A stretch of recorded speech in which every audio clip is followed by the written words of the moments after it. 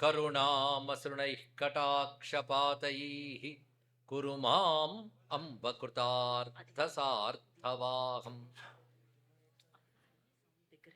శారదా శారదాంభోజవదనా వదనాంబుజే సర్వదా సర్వదాస్మాకం సన్నిధిః సన్నిధిం క్రియాత్. విమలపటీ కమలకుటీ పుస్తక రుద్రాక్షసస్తహస్తపుటీ కామాక్షి పక్ష్మలాక్షి కలిత విపంచి విభాసి వైరించి. వాగర్థావివ సంపృక్తౌ వాగర్థ ప్రతిపత్తయే జగత పితరౌ వందే పార్వతీ పరమేశ్వరౌ. గురవే సర్వలోకానాం భిషజే భవరోగిణాం నిధయే సర్వవిద్యానాం దక్షిణామూర్తయే నమః. నారాయణ సమారంభాం వ్యాసశంకర మధ్యమాం అస్మదాచార్య పర్యంతాం వందే గురు పరంపరాం. నారాయణం నమస్కృత్య నరం చైవ నరోత్తమం దేవీం సరస్వతీం వ్యాసం తతో జయముదీరయేత్. యజ్ఞేశ అచ్యుత గోవింద మాధవ అనంత కేశవ కృష్ణ విష్ణో హృషీకేశ వాసుదేవ నమోస్తుతే. శ్రీ వాసుదేవ నమోస్తుతే. రామాయ రామభద్రాయ రామచంద్రాయ వేధసే రఘునాథాయ నాథాయ సీతాయాః పతయే నమః. ఆంజనేయం మహావీరం బ్రహ్మ విష్ణు శివాత్మకం తరుణార్కప్రభం శాంతం రామదూతం నమామ్యహం. శివాయ గురవే నమః. శ్రీమాత్రే నమః. శ్రీ విష్ణురూపాయ నమః శివాయ. శ్రీరామ జయ రామ జయ జయ రామ. శ్రీ హనుమాన్ జయ హనుమాన్ జయ జయ హనుమాన్. నమో మహద్భ్యో ఋషిభ్యో గురుభ్యో నమః. భగవత్ స్వరూపమైన ఈ సదస్సుకి నమస్కారాలు తెలియజేసుకుంటూ, ఇక్కడున్న ప్రత్యేకతలన్నీ ఇవాళ ఉపోద్ఘాత ఉపన్యాసాల వారు తెలియజేశారు. ఇది అపర్ణ అనే పేరుతో ఉన్నటువంటి మంచి నిలయం. అనేక మంది సౌహృదీలు ఇక్కడ ఉంటూ ఉన్నారు. వారు ఇవాళ ఒక సత్సంగాన్ని ఏర్పాటు చేసుకున్నారు. ఇక్కడ వారు కోరుకున్న విషయం ఏంటంటే, ఈ రోజుల్లో సనాతన ధర్మం ఎలా పాటించాలి అంటూ మాకు ఇక్కడ దగ్గర స్వయంభూ హనుమంతుడు ఉన్నాడు గనక ఆయన కలుపుతూ చెప్పండి అన్నారు. ఇది అవధానాల్లో అడిగిన ప్రశ్నలాగా అనిపించింది కూడా. అప్పుడు స్ఫురించినది మన ధర్మం మన హనుమంతుడు అనేటువంటి మాట. అయితే ప్రస్తుత కాలంలో సనాతన ధర్మం ఎలా పాటించాలి అన్నమాట. అసలు ఏ కాలానికైనా పనికొచ్చేదే సనాతన ధర్మం. సనాతన ధర్మం అనే మాటకి ప్రస్తుత కాలం, గతకాలం, భవిష్యత్ కాలం అని ఉండదు. దాని పేరే సనాతనం. సనాతనం అనే మాటకు అర్థం ఏంటంటే శాశ్వతమైనది అని అర్థం. శాశ్వతమైన ధర్మం ఏ కాలానికైనా పనికొస్తుంది. ఇక్కడ పైగా ఇంగ్లీష్లో చెప్పండి, ఇది ఎటర్నల్. మరీ అన్ని ఇంగ్లీష్లో చెప్తాను అనుకోకండి. పర్ణ అంటే లీవ్స్, ఆకులు అని చెప్పవలసిన పరిస్థితి ఇక్కడున్న వాళ్ళకి లేదు. మనం తెలుగులోనే హాయిగా మాట్లాడుకుందాం. తెలుగు మాట్లాడితే అర్థం చేసుకున్న పిల్లలు కూడా ఇక్కడున్నారు. కాబట్టి ఎటర్నల్ ధర్మ అని చెప్పుకుంటే, ఎటర్నల్ అంటే శాశ్వతమైనది అని అర్థం. ఇక్కడ సనాతన ధర్మం ఎలాంటిదంటే, సూర్యుడు తూర్పును ఉదయించును, గతంలోనో వర్తమానంలోనో భవిష్యత్తులోనో. ఏ కాలమైన సూర్యుడు తూర్పును తీస్తాడు. గాలి వీచును, ఏ కాలంలోనైనా వీస్తుంది. నీరు ప్రవహించును, కళ్ళు చూచును, కాళ్ళు నడుచును. అదే కాలం మారిపోయిందని కాళ్ళు చూసి కళ్ళు నడువు. ఇవి వీటి స్వభావం పట్టుకుంటుంది. ఇవి ఎలాగ శాశ్వతములో ధర్మం కూడా అలా శాశ్వతమే. మనిషి పశువులా బ్రతకకుండా మానవుడిగా ఉంటూ దివ్యత్వం వైపు ఎదగడానికి పనికొచ్చేటువంటి ఏ సత్యం ఉందో దాని పేరు సనాతన ధర్మం. ఇది బాగా అర్థం చేసుకోవాల్సిన విషయం. రామాచారి అంటూ ఉంటే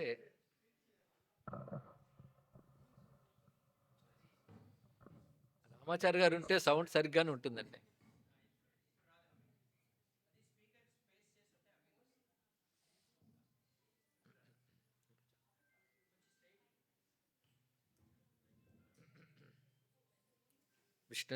విష్ణు ఇదం విష్ణుర్విచక్రమే త్రేధాని దధే పదం. సనాతన ధర్మం అనగానే మనిషి పశువులా బ్రతకకుండా, మనిషి ఏ కట్టుబాట్లలో నడిస్తే తనలో ఉన్న గొప్పతనాన్ని తాను తెలుసుకుంటూ గొప్పగా జీవిస్తూ మానవత్వం నుంచి దివ్యత్వం వైపు పరిణామం పొందుతాడో అది చెప్పే సత్యం పేరు సనాతన ధర్మం. ఇది సనాతన ధర్మం యొక్క ప్రధాన ఉద్దేశం. అదే పశువులకు ధర్మం ఉండదు కనుక ధర్మబద్ధంగా ప్రవర్తించము అంటే వాడు పశువు అనాలి. పశువు కంటే ఇనీచుడని కూడా చెప్పచ్చు, ఎందుకంటే పశువుకు దాని ధర్మం ఏదో అనుకుంటుంది. కానీ మానవుడు ఉన్నతత్వాన్ని పొందడం కోసం ఏ సత్యం మనకు లభించిందో దానికి సనాతన ధర్మం అనాలి. ఈ ధర్మం ఇచ్చిన వారిని ఋషులు అంటారు. ఋషులు ఇచ్చిన దానికే సనాతన ధర్మం అని పేరు. శాశ్వత ధర్మం ఋషులు ఇచ్చినది. ఋషులు అంటే ఎవరంటే తపశ్శక్తి చేత ఎవరి ప్రజ్ఞ జాగృతమై దివ్య సత్యాలు గ్రహించగలదో వారిని ఋషులు అంటారు. అనే స్వామి వివేకానందని హిందూ ధర్మాన్ని డెఫినిషన్ ఏమిటని అడిగట. అని అద్భుతమైన ఒక మాట చెప్పాడు. మహర్షులు తపస్సు చేత వికసించిన అతీంద్రియ ప్రజ్ఞతో దర్శించిన శాశ్వత సత్యాల సమాహారమే సనాతన ధర్మం. విదేశస్థులకి స్వామి వివేకానంద ఇచ్చిన స్పష్టమైన సమాధానం అండి.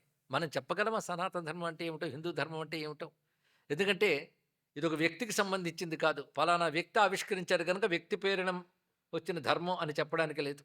ఒక చోట పుట్టిన ధర్మం అని కూడా చెప్పడానికి లేదు. ఎందుకంటే తపశ్శక్తితో వచ్చిన ప్రజ్ఞ స్పేస్ అండ్ టైం రెండిటికి అతీతంగా ఉంటుంది.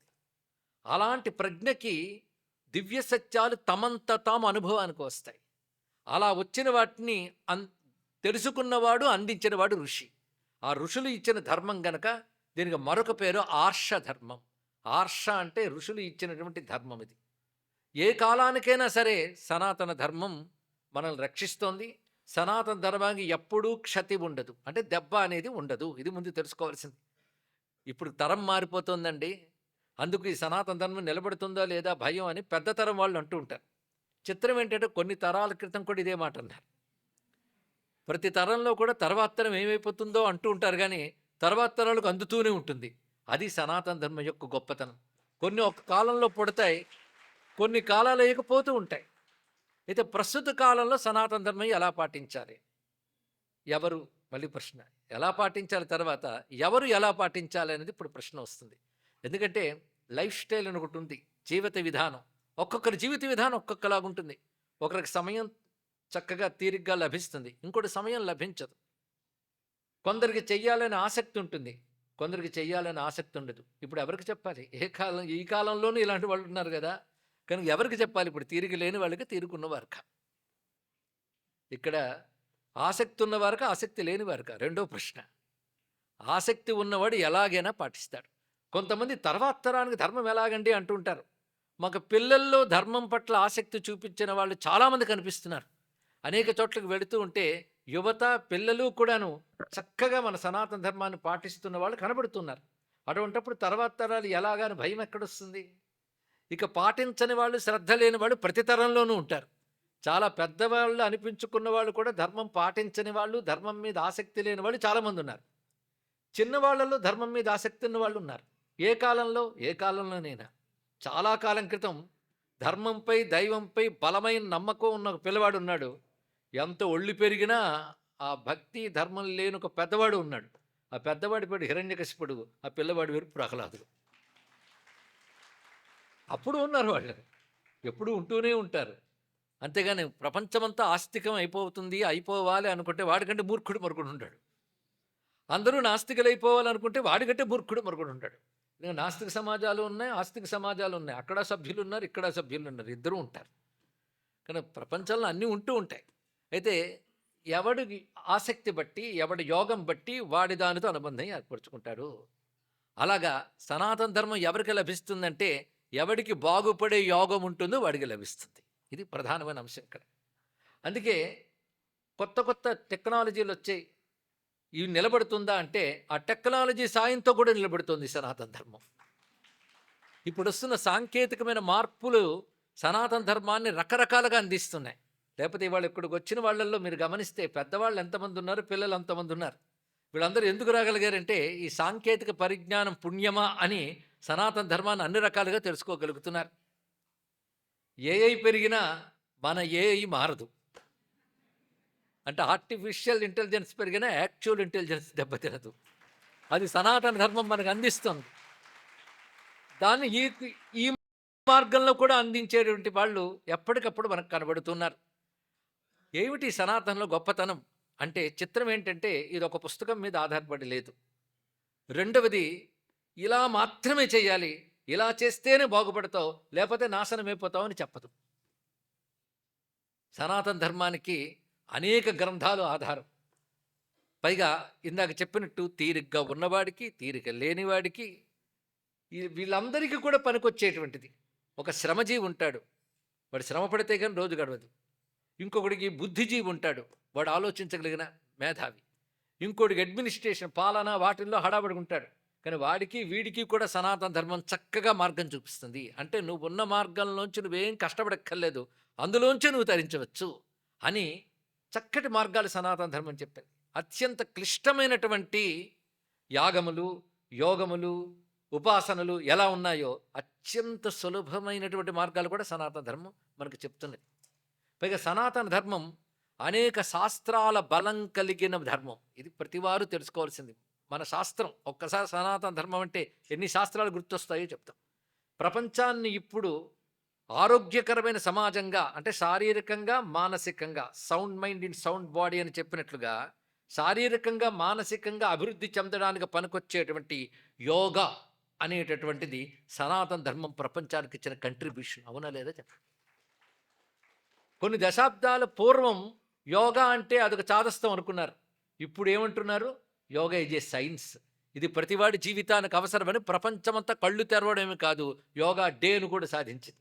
అంటే సనాతన ధర్మంలో ఒకటైన యోగము ప్రపంచానికి పనికొస్తుందని తెలుసుకోవడానికి మిగతా ప్రపంచానికి చాలా సమయం పట్టింది. ఇంకా సనాతన ధర్మంలో మిగిలిన అంశాలు కూడా చాలా గొప్పవి అని త్వరలో రుజువవుతాయి. అవి రుజువయ్యే లోపల మనం వీటిని కాపాడుకోవాలి.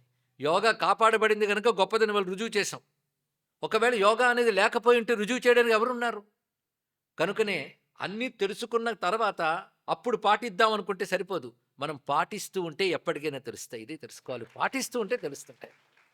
ఇక్కడ నేను కూర్చొని రకరకాల భోజన పదార్థాల గురించి ఎంత ఉపన్యాసం ఇచ్చినా లాభం లేదు.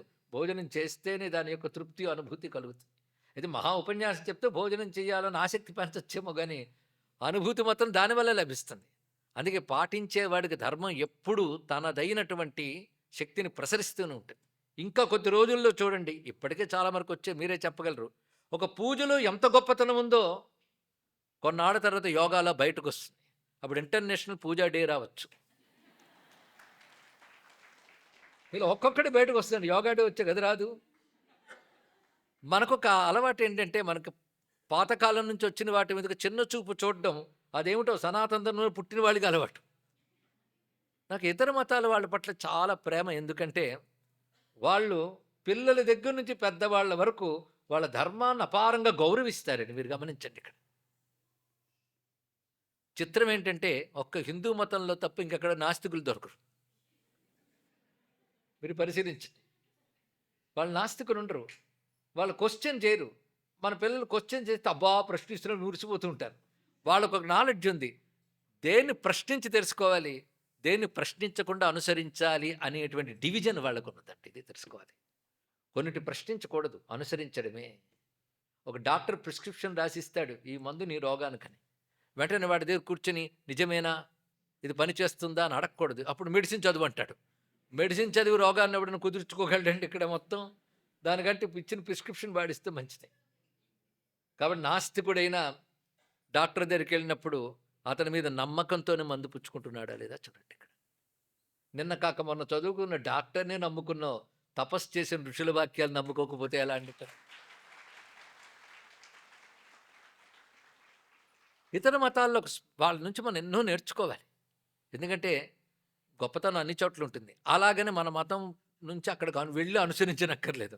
నేర్చుకోవాల్సింది ఏమిటి అంటే, నా మతం గొప్పది అనే భావం వాళ్ళకి చాలా దృఢంగా ఉంటుంది. మనకి కన్విన్స్ చేసి చెప్తే గాని రాదు. అది బాధాకరమైన అంశం ఇక్కడ. వాళ్ళకి ఎందుకు అలాగ ఉంటుంది అంటే, నీ మతం గొప్పదని ఎందుకు అనుకుంటున్నావు అంటే, నా మతం గనక. అంతే ఆన్సర్. మీ అమ్మ గొప్పదా అంటే గొప్పదే. ఎందుకు? మా అమ్మ గనక. అంతే. అంతేగాని మా అమ్మ క్వాలిఫికేషన్స్ ఏంటో అక్కర్లే. మా అమ్మ అంతే. అది ప్రేమ. దానికి పేరు శ్రద్ధ. తర్కించి చూస్తే ప్రేమ ఎక్కడుంటుందండి? అందుకే ఋషులిచ్చిన వాక్యాలకు మరొక పేరు ఆప్త వాక్యాలు. మన శ్రేయస్సు కోరితే మన పెద్దవాళ్ళు చెప్పిన వాక్యాలు. వాళ్ళ అనుభవంతో తపశ్శక్తితో సంపాదించిన సత్యం. మనకు ఆ తపస్సు లేదు. అందుకే వాళ్ళు దర్శించి చెప్తే మనం విశ్వసించి తెలుసుకోవాలి. వాళ్ళు దర్శించి చెప్పారు ఒక సత్యాన్ని. మనం నమ్ముకుని అది పట్టుకోగలగాలి. ఇలా మన సనాతన ధర్మంలో ఒక్కొక్క అంశం కొన్నాళ్ళకి ఇంకా ఇంకా బయటకు వస్తాయి. రెండవది సనాతన ధర్మంలో ప్రధానంగా కుటుంబ జీవితం. నేను పూజలు పునస్కారాలు ఇవి మాత్రమే సనాతన ధర్మం అని చెప్పడం లేదు. అదొక భాగం. సనాతన ధర్మంలో ప్రధానంగా చెప్పవలస్తున్నది కుటుంబ వ్యవస్థ. ధర్మం అనే దానికి నిర్వచనం కూడా సత్యము, అహింస, శౌచము, అస్తేయము, శమము, దమము, తితిక్ష అని ధర్మానికి యొక్క పేర్లు మన ధర్మశాస్త్రాలు చెప్పారు. సత్యం అంటే నిష్కపట జీవితం, అహింస ఏ ఒక్కరిని బాధించకుండా ఉండడం, శౌచము అంతర్బహిశుభ్రత. ఈ శౌచం దగ్గరికి వచ్చేటప్పటికల్లా సనాతన ధర్మం ఇచ్చే గొప్ప కానుక సదాచారం. సదాచారం అంటే ఏమిటి అని ఒకరు ప్రశ్నించారు. పూర్వం మా అమ్మమ్మ చేసేదని ఇప్పుడు అమ్మమ్మలు చెప్తూ ఉంటారే, దాన్ని సదాచారం అంటారు. ఎంత చక్కగా వాటిని వాళ్ళు పాటించారు. శుభ్రత అంటే బయటికి కనబడేది, శుచి అంటే అంతర్గతమైనది. రెండూ మనకు కావాలి. కనుక శుభ్రత గురించి ఏ సంస్కృతి అయినా చెప్తుంది, కానీ శుచి శుభ్రత రెండూ చెప్పేది మాత్రం సనాతన ధర్మం. దిట్టదిట్టగా ప్రవర్తిస్తాం. వాటి వల్ల ఏమవుతుంది? కొన్నాళ్ళకి ఇంద్రియాలు పనికిరానివైపోతాయి. అందుకే తొందరగా ముసలితనం వచ్చేటువంటి ఈ తరంలోనే వస్తుంది. మనం గమనించండి. కొత్త కొత్త రోగాలన్నీ కాస్త ఎవరం రాగానే కొత్త రోగాలన్నీ వస్తున్నాయి. చిన్నపిల్లలకి రకరకాల రోగాలు వస్తున్నాయి. ఎందువల్ల అంటారు అంటే, ఈ నిగ్రహం అనేది లేకపోవడం వల్ల, నియమం అనేది లేకపోవడం వల్ల జరుగుతున్నది. అందుకే ఇంద్రియ నిగ్రహం అనేది రెండు భాగాలు చేశారు. దమము, శమము.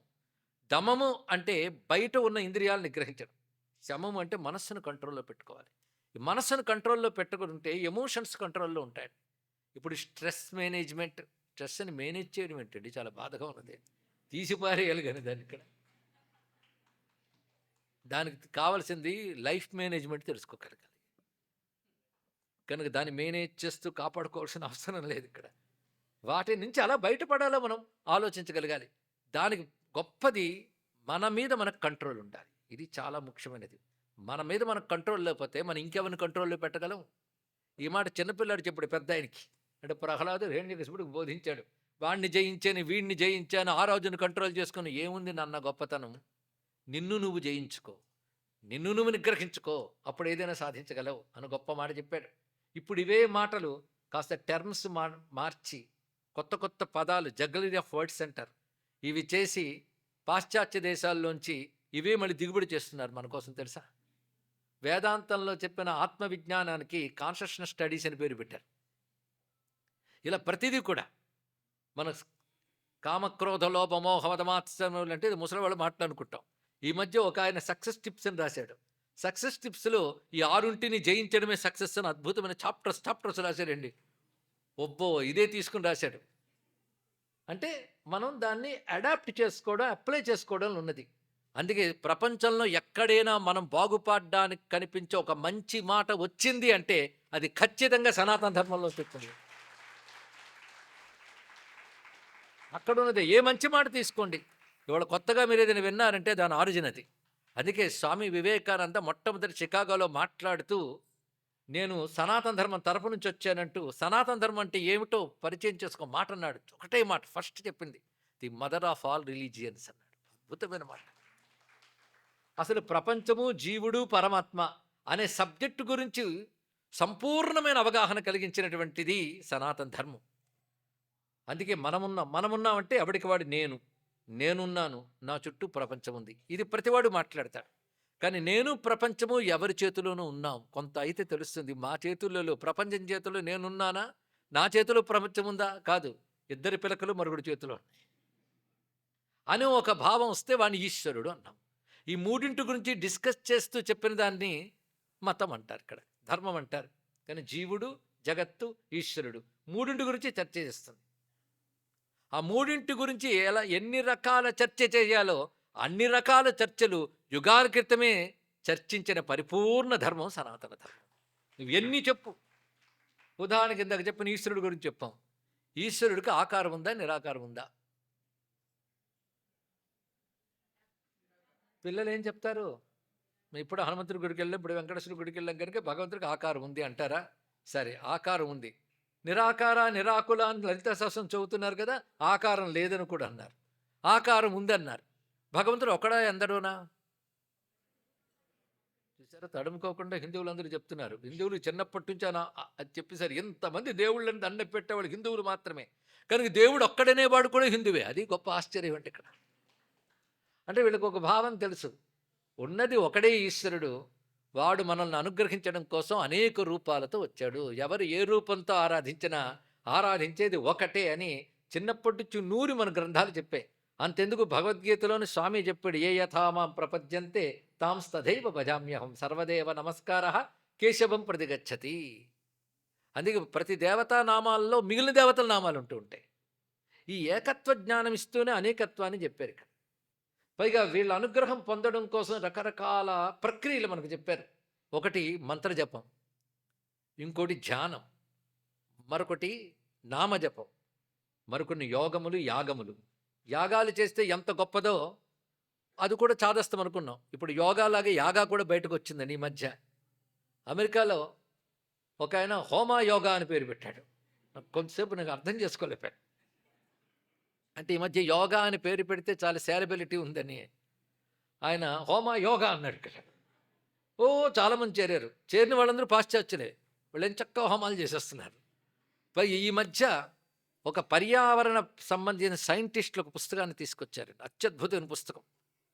అందులో ఏమి రాశారు అంటే, ఒక యాగం చేస్తే అది వాతావరణంలో ఎలాంటి మార్పు తీసుకొస్తుందో చెప్పారు. అదే కానీ 4 వస్తువులు తగలడితే మొత్తం వాతావరణం అంతా కలుషితమైపోతుంది. కనుక యజ్ఞం చేసినప్పుడు ఆ యజ్ఞంలో వాడినటువంటి హోమద్రవ్యాలు, మనకేమిటి చెప్పారు? హోమద్రవ్యం కిరసనాయలు, పెట్రోలు హోమాల్లో వాడమని చెప్పలేదు. ఆవు నెయ్యి ఒకటి, కొన్ని రకాల మూలికలు, కొన్ని రకాల ధాన్యములు, వీటిని మంత్రంతో సంస్కరించి రగిల్చిన అగ్నిని అగ్నిహోత్రంతో మంత్రములతో సంస్కరించి అగ్నిని అగ్నిహోత్రం చేస్తాం మనం. హోత్రం అంటే పూజించదగిన అగ్ని, అంటే పొయ్యిలో మంట వెలిగించి అగ్నిహోత్రం అంటే సరిపోతుంది.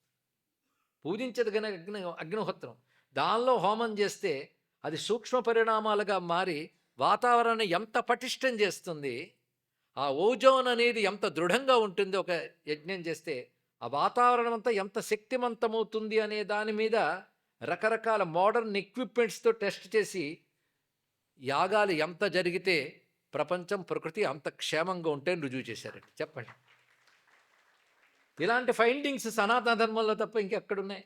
అయితే యాగాల వల్ల ప్రయోజనం ఉంటుందని ఇవాళ సైన్స్ రుజువు చేసింది. యాగాలు మాత్రం యుగాల నుంచి ఉన్నాయి, తెలుసుకో. అంటే ఒకప్పటి నుంచి ఉన్న వాటి ఫలితం ఇప్పుడు మనం రీసెర్చ్ చేస్తున్నాం. కానీ ఉన్నవేగా ఇప్పుడు యోగా, యాగ రెండూ వచ్చాయి. కానీ యాగం యొక్క మహిమ ఎన్ని రకాలుగా చూపిస్తున్నారు. అంతేకాదు, సుమారు 25 ఏళ్ల క్రితం పోలాండ్ నుంచి ఒక సైంటిస్ట్ భారతదేశానికి వచ్చి అగ్నిహోత్ర అని ఒక అత్యద్భుతమైన పుస్తకం రాశారండి. ఆ పుస్తకంలో ఆయన ఎన్ని రహస్యాలు చెప్పాడంటే, ఒక 2 గదుల్లో హోమం చేసి 2 రకాల టెస్టులు చేశాడు. ఒక చోట మంత్ర సహితంగా ఆహుతులు వేశాడు, ఇంకో చోట ఏ మంత్రము లేకుండా ఆహుతులు వేశారు. ఈ రెండిటికి ఒక గాలి ఇంకో దానిలోకి వెళ్లకుండా ఏర్పాటు చేసుకున్నారు.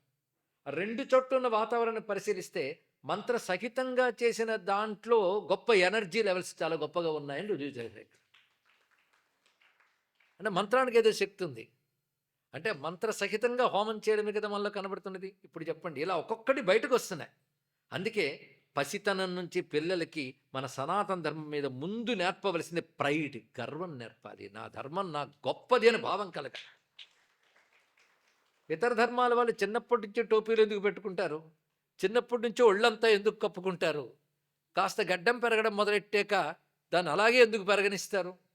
వాళ్ళ మతాన్ని రీసెర్చ్ చేయరు, దాని మీద రెస్పెక్ట్తో చేస్తారు. ముందు రెస్పెక్ట్ అండ్ ప్రైడ్, ఈ 2 వస్తే తర్వాత లెర్నింగ్ అండ్ అవేర్‌నెస్ దాని తర్వాత వస్తాయి. నేను ఎందుకో ఇవాళ మొదటి ఉపోద్ఘాతం వారిలాగా ఇంగ్లీష్‌లో చెప్తున్నాను అనుకోవద్దు గానీ, అది ఇప్పటి భాషలో కొన్ని తెలుసుకుంటే మనం వాళ్ళకి చెప్పగలమనే ఉద్దేశంతో చెప్తున్నాం. ముందు మనకు గౌరవం ఏర్పడాలి. ప్రేమ ఏర్పడాలి. అమ్మ మీద ప్రేమ, నాన్న మీద ప్రేమే అమ్మా, నాన్న చేసేవి చెయ్యాలనిపించేలా చేస్తుంది. అలాగే ధర్మం మీద ప్రేమ దాన్ని ఆచరింపజేస్తుంది. అది చాలా గొప్పదండి. ఇది చాలా గొప్పదని సైన్స్‌తో రుజువు చేసి తెలుసుకున్నాను అన్నదానికి, ఇది చాలా గొప్పదని ప్రేమతో చేశాననడానికి చాలా తేడా ఉంది. అవునా లేదా? ఇది చాలా ఒక పిల్లవాడిని తల్లి ముద్దు పెట్టుకుంది. ఎందుకు పిల్లవాడిని తల్లి ముద్దు పెట్టుకుంటుందంటే, ఆ పిల్లవాడిని చూడగానే తల్లిలో ఒక కెమికల్ రియాక్షన్ వస్తుంది. ఆ కెమికల్ రియాక్షన్ రాగానే ముద్దు పెట్టుకోవాలనిపిస్తుందని అంటే, ఆ ప్రశ్న వేయకుండా ముద్దు పెట్టుకోవడం చాలా బావుంటుంది. అందుకే ఆ మధ్య చలం గారు ఒక రచయిత ఉండేవారు తెలుగులో. అప్పుడు మోడర్న్ రైటర్. ఇక్కడున్న పెద్దవాళ్ళకి తెలుసు. ఆయన అప్పట్లో నాస్తికుడని ప్రసిద్ధి. తర్వాత ఒక్కసారి రమణ మహర్షిని దర్శించిన వెంటనే మహాయోగిగా మారిపోయాడు మహానుభావుడు. ఆ రమణ మహర్షి ఎప్పుడో వేల సంవత్సరాల క్రితం వాడు కాదు. మనకు కొన్ని పదుల సంవత్సరాల ముందు వాడే. క్రితం వాడే. ఆయన ప్రపంచాన్ని తన వైపు తిప్పుకునేటట్టు చేశాడండి. మనం వెళ్ళి అరుణాచలం చుట్టూ తిరుగుతాం. ప్రపంచం వచ్చి రమణాచలం చుట్టూ తిరిగింది అటువంటి మహానుభావుడు ఆయన. అలాగా ఆ రమణుల వారు మొదలైన వాళ్ళు మనం పరిశీలిస్తే నిన్న మొన్నటి వారే. వారి వల్ల ప్రభావితులైన చలం ఒకటే. ఆయన ఒక మాట అంటాడు, రామా అంటే ఆ మధ్య ఒక రీసెర్చ్ చేసి పేపర్ రాశాడు. రామ్ రామ్ అంటూ ఉన్నప్పుడు మనలో ఏ వైబ్రేషన్స్ వస్తాయి, ఆ వైబ్రేషన్ వల్ల మనలో వచ్చే మార్పులు ఏమిటి, మన నాడీ మండలం ఎలా స్పందిస్తుంది ఇంత రాసెట్. అదంతా చదివి దీనికంటే రామ అంటే పుణ్యం వస్తుందని చెప్తే చాలా నచ్చింది నాకు అన్నాడు ఇక్కడ. అంటే ఇవన్నీ కూడా ఒక సైంటిఫిక్ లాగి దానివల్ల గొప్పది అని చెప్పడం కంటే, అది గొప్పది అని ప్రేమగా అనుసరించినప్పుడు ప్రేమతో చేస్తాం. అది ఇంకా చాలా గొప్పది ఇక్కడ. ఇప్పుడు ఇది గొప్పది కనుక చేస్తున్నామంటే స్వార్థం కూడా ఉంటుంది. ప్రేమతో చేసిన దానికి స్వార్థంతో చేసిన తేడా ఉండదండి. అందుకే మన వాళ్ళు కొన్నాళ్ళకి రీజన్స్ లాజిక్లు చెప్పకుండా ఇవి చెయ్యరా బాగుంటుందని చెప్పడంతో మనం చేస్తూ వచ్చాం. ఇప్పుడు రీజన్ లాజిక్ వచ్చాయి కదా. ఒకవేళ నీకు రీజన్ వస్తే, లాజిక్ వస్తే, క్వశ్చన్ వస్తే ఆన్సర్ ఇవ్వగలిగిన శక్తి సనాతన ధర్మానికి మాత్రమే ఉంది. కనుక ఒక సైన్సు, ఒక లాజిక్, ఒక ఫిలాసఫీ, వీటి ద్వారా ఆన్సర్ ఇవ్వగలిగిన శక్తి సనాతన ధర్మానికి ఉన్నది. అందుకే సైన్స్ పెరుగుతున్న కొద్దీ సనాతన ధర్మం గొప్పతనం బయటపడుతుంది అని స్వామి వివేకానంద 1893లో చెప్పాడండి. ఎందుకంటే రకరకాల ఇప్పుడు క్వాంటమ్ ఫిజిక్స్లో హై లెవెల్. ఒకప్పుడు మనం చదువుకున్న న్యూటను, ఐన్స్టైను అవి ప్రాథమిక సిద్ధాంతాలు. అక్కడ నుంచి డెవలప్ అయ్యి ఇప్పుడు ఎక్కడ దాకా క్వాంటమ్ ఫిజిక్స్ దాకా వచ్చాం. అప్పటి సైన్స్ ప్రకారం సైంటిఫిక్ అంటే అప్పటి సైన్స్ని చాలా చిన్న సైన్స్ కింద ఇప్పుడు సైన్స్ చెప్తుంది. కానీ ఏ సైన్స్ పట్టుకుని మనం సైంటిఫిక్ అంటామని చెప్పండి ఇక్కడ. కనుకనే సైన్స్ ప్రకారంగా వేదాన్ని చూద్దాం అనొద్దు. సైన్స్ ఒప్పుకున్న వేదాన్ని ఒప్పుకుందాం అనొద్దు. వేదం ఒప్పుకున్న సైన్స్ని ఒప్పుకుందాం. ఎందుకంటే ఇవాళ సైన్స్ ఒకటి చెప్పి రేపు పొరపాటు అయిపోయింది అప్పుడు వేరే చెప్పాను అంటుంది. కానీ వేదం చెప్పేది శాశ్వత సత్యం. ఆ సత్యాలు రుజువు చేయడానికి సైన్స్ని మనం ఇప్పుడు ఉపయోగించుకుంటున్నాం. ఈ మధ్య క్వాంటమ్ ఫిజిక్స్లో గొప్ప పొజిషన్కి వెళ్ళిన డాక్టర్ హెన్రీ అని ఒక ఆయన ఒక అద్భుతమైన మాట చెప్పాడు. మా విజ్ఞాన శాస్త్రం పెరుగుతున్న కొద్దీ మాకు అర్థమవుతున్నది ఏంటంటే, భారతదేశం చెప్పిన ఉపనిషత్ వేదాంత సత్యమే సత్యము అని తెలుస్తుంది. మరి ఎలా రుజువు చేశారో, ఉన్నది ఒకటే సత్యం. ఇన్ని రకాలుగా కనబడ్డం రిలేటివ్, అదే ఇన్ని రూపాలుగా ఉంది. ఒకటే సత్యం ఉంది, ఒకటే శక్తి ఉంది. ఆ శక్తి ఎన్నో రూపాలు ఉన్నది అనేది వస్తే ఏకం అద్వితీయం బ్రహ్మ అనే వాక్యం బయటకు వచ్చిందండి ఇక్కడ. అందుకే ప్రపంచంలో మనకు పరాయి వాళ్ళు పాలన చేస్తూ మనం దేనికి పనికిరాలని చెప్పే రోజుల్లోనే ఆ పరాయి దేశం నుంచి ఈ దేశం యొక్క విజ్ఞానాన్ని చదివి ఇంత గొప్ప సంస్కృతి ప్రపంచంలో ఎవరికీ లేదు అని చెప్పినటువంటి మార్క్ ట్వెయిన్ కానీ, అలాగే జాన్ వుడ్రాఫ్ కానీ, ఇలాంటి వాళ్ళు ఎందరెందరో సనాతన ధర్మం యొక్క గొప్పతనాన్ని చెప్పారు. అంటే వీళ్ళందరూ స్టడీ చేసి చెప్పారు. కానీ సనాతనం తీసి పారేస్తున్న వాళ్ళు ఎవరు అసలు స్టడీ చేయట్లేదు, ఫాలో కావట్లేదు. కొద్దిపాటి ఫాలో అయినా దాని రుచి తెలిసి దాని గొప్పతనం తెలుసుకుంటాం. ఇలా సనాతన ధర్మం శాస్త్ర బలమున్న మతం అని ఇందాక చెప్పుకున్నాం. శాస్త్రాల్లో ఒకటి యోగశాస్త్రం, జ్యోతిష్ శాస్త్రం, మంత్రశాస్త్రం, యజ్ఞశాస్త్రం. ఇన్ని శాస్త్రాలు ఉంటాయి మనకి. కనుక ప్రధానికి ఒక శాస్త్రం ఉంటుంది మనకి. ఇది నమ్ము, విశ్వసించు, విశ్వసించినచో పరలోకము లభించును, లేని ఎళ్ళ నరకమునకు పోదువు. ఇలాంటి శాపానర్థాలు ఉండవండి మన గ్రంథాల్లో. ప్రధానికి ఒక సిద్ధాంతం ఉంటుంది, విమర్శ ఉంటుంది, లాజిక్కి ప్లేస్మెంట్ ఇచ్చిన, ఆర్గ్యుమెంట్కి ఒక స్థానం ఇచ్చిన ఒకే ఒక్క మతం సనాతన ధర్మం. తర్కశాస్త్రం ఉంది మనకి, తర్కశాస్త్రం ఉంది, తత్వశాస్త్రం ఉంది, జ్యోతిష్ శాస్త్రం ఉంది. ఆ జ్యోతిష్ శాస్త్ర రహస్యాలు ఇప్పటికీ ఆశ్చర్యకరంగా మనకు కనబడుతున్నాయి. నేను ఒక్కొక్క శాస్త్రం గురించి చెప్తే నాకు ఇచ్చిన సమయం సరిపోదు. ఇన్ని శాస్త్రాల బలం కలిగిన సనాతన ధర్మం మనది. ఇది ముందు పిల్లలకి తెలియాలి. దీని వెనకాల చాలా సైన్సెస్ ఉన్నాయి, అవి స్టడీ చేయాలి. స్టడీ ఎప్పుడు వస్తుందంటే రెస్పెక్ట్ అండ్ లవ్, ఈ రెండు ఉంటే స్టడీ చేస్తాం. కానీ అవి మనం పిల్లలకు కలిగించగలగాలి. పైగా మన ఇళ్లల్లో మనం సనాతన ధర్మ, సత్యం, అహింస, శుచి ఇవి మనం పాటిస్తూ పిల్లలకు చూపించాలి. ఇక్కడ ఇవి ఏదో కొందరికే కాదు, అందరికీ పనికొచ్చేవి ఇంతవరకు మనం చెప్పుకున్నాం. అయితే రకరకాల లైఫ్ స్టైల్స్ ఉంటాయి కనుక ఒక్కొక్క జీవన విధానానికి ఒక్కొక్క రకమైన పద్ధతులు ఏర్పాటు చేశారే తప్ప ఎక్కువ తక్కువలు సనాతన ధర్మంలో లేవు. దాని ప్రకారంగా రకరకాల పద్ధతులు ఏర్పాటు చేశారు. సులభంగా తరించడానికి పనికొచ్చే నామస్మరణ ఇక్కడ ఉన్నది. నువ్వు కొన్ని లక్షలు జపం చేసి, పురస్కరణ చేసి, హోమాలు చేసే మంత్రాలు ఇక్కడ చెప్పారు. నీ ఆసక్తి బట్టి నువ్వు ఏది చేయగలవో అది చెయ్యు. ఏది చేసినా శ్రద్ధగా చేస్తే లభించే ఫలితం మాత్రం ఒక్కటే, అది తెలుసుకోవాల్సింది ఇక్కడ. అన్నిటికీ మించి శ్రద్ధ. శ్రద్ధ అంటే పాజిటివ్ థాట్, దాని మీద ఒక ఫెయిత్ అండ్ పాజిటివ్ థాట్, దీన్ని శ్రద్ధ అంటారు. దానితో పాటిస్తే ఏదే నీకు ఫలితం ఇస్తుంది. అలాగే పెద్ద పెద్ద విగ్రహాల ముందు గంటలు గంటలు కూర్చుని పూజలు చేసేటంత సమయం ఉంటే చేసుకో. కానీ ఇంట్లో దైవ పటమో ఏదో చిన్నపాటి విగ్రహమో పెట్టుకుని పొద్దున పూట ఇల్లు శుభ్రం చేసుకుని ఉదయం వేళ సాయం వేళ ఒక్క దీపం వెలిగించి 4 పుష్పాలు, గంధం, ధూపం, దీపం, నైవేద్యం. అబ్బో నైవేద్యం పెట్టాలండి ఎందుకు ఆవిడ పాపం, నువ్వు తింటే పెట్టమ్మా అని చెప్పాను. నైవేద్యం కష్టపడక్కర్లేదు, మనం శుచిగా వండుకుని పెట్టడమే. నేను శుచిగా వండనండి అంటే శుచిగా తినమని అర్థం. శుచిగా తినకపోతే ఇంకెందుకండి? ఏది తింటే అది పెట్టు. ఓ ఫలం పెట్టినా పత్రం పుష్పం ఫలంతోయో యోమే భక్తి అపరిచ్యతే, ఎంత సులభం అండి. మరి నాకు మంత్రాలు తంత్రాలు రావు, వచ్చిన అన్ని దీక్షలు నియమాలు పాటించలేనంటే నామస్మరణాధన్యోపాయం నహి పశ్యామో భవతరిణి. నామస్మరణ చేసుకో, ఈ పాటి చాలు. ఇంట్లో ఒక చిత్రపటం అనేది పెట్టి గంధం పుష్పం పెట్టి దాని ముందు పూజ చేయడం అనేది ఎంత అద్భుతం తెలుసా. తెలియని వాళ్ళు మీరు విగ్రహాలను పూజిస్తారంటున్నా కానీ వాడు ఆలోచించలేదు. ముందు నెగిటివ్ థాట్తో వాడు వచ్చాడు. వాడికి ఓపెన్ థాట్ ఉన్నా పర్వాలేదు, నెగిటివ్ థాట్ మరీ భయంకరం. పాజిటివ్ థాట్ నెగిటివ్ థాట్ రెండూ లేకుండా ఓపెన్ మైండ్తో వాడు వచ్చుంటే వాడికి అర్థమయ్యేది. ఎక్కడో ఆకారం లేకుండా ఉంటాడు అనుకున్న భగవంతుణ్ణి ఒక చిత్రపటంలో భావన చేసి ఒక పసుపు ముద్దలో మంత్రంతో కూర్చోబెట్టగలిగిన హిందూ ధర్మం ఎంత గొప్పదండి. నువ్వు వాడే పదార్థాలే ఆయనకు చూపిస్తావు. ఆయన చూపించగానే పదార్థాలు ప్రసాదాలు అయిపోతాయి. ఆ ప్రసాదం నువ్వు తీసుకుంటావు. ప్రసాదం అంటేనే ప్రసన్నత, ప్రశాంతత. మనం ప్రసాదాలు తినడం మొదలెడితే ప్రశాంతత వస్తుంది. అలాగని గొళ్ళ ముందు క్యూలు పెట్టమని చెప్పలేదు. ఏది తింటే అదే ప్రసాదం చేసుకో, భగవంతుడికి నివేదన చేసుకో. ఎంత సులభమైన మాట అండి ఇక్కడ. ఇవి చేసుకోవడం ఏమైనా కష్టమా? మనం ఎన్ని మంత్రాలు ఎన్ని తంత్రాలు అనుకుంటాం, ఒక్క నామంతో తరించిపోయే వాళ్ళని లక్షల మందిని చూపించవచ్చు. అంత సులభమైన ఉపాయాలు. అది భీష్మాచార్యుల వారు కూడా ఎన్నో ధర్మాలు చెప్పినా ఆయన నామాలు స్మరించడమే గొప్ప ధర్మం ఉన్న ఒపీనియన్ అని అంత జీవితపు అనుభూతి కలిగిన భీష్మాచార్యుల వారు తీర్మానించారు. అవునా లేదా? అందుకే యో ధర్మ సర్వధర్మాణ భవత పరమోమత అంటే ఏమన్నాడు?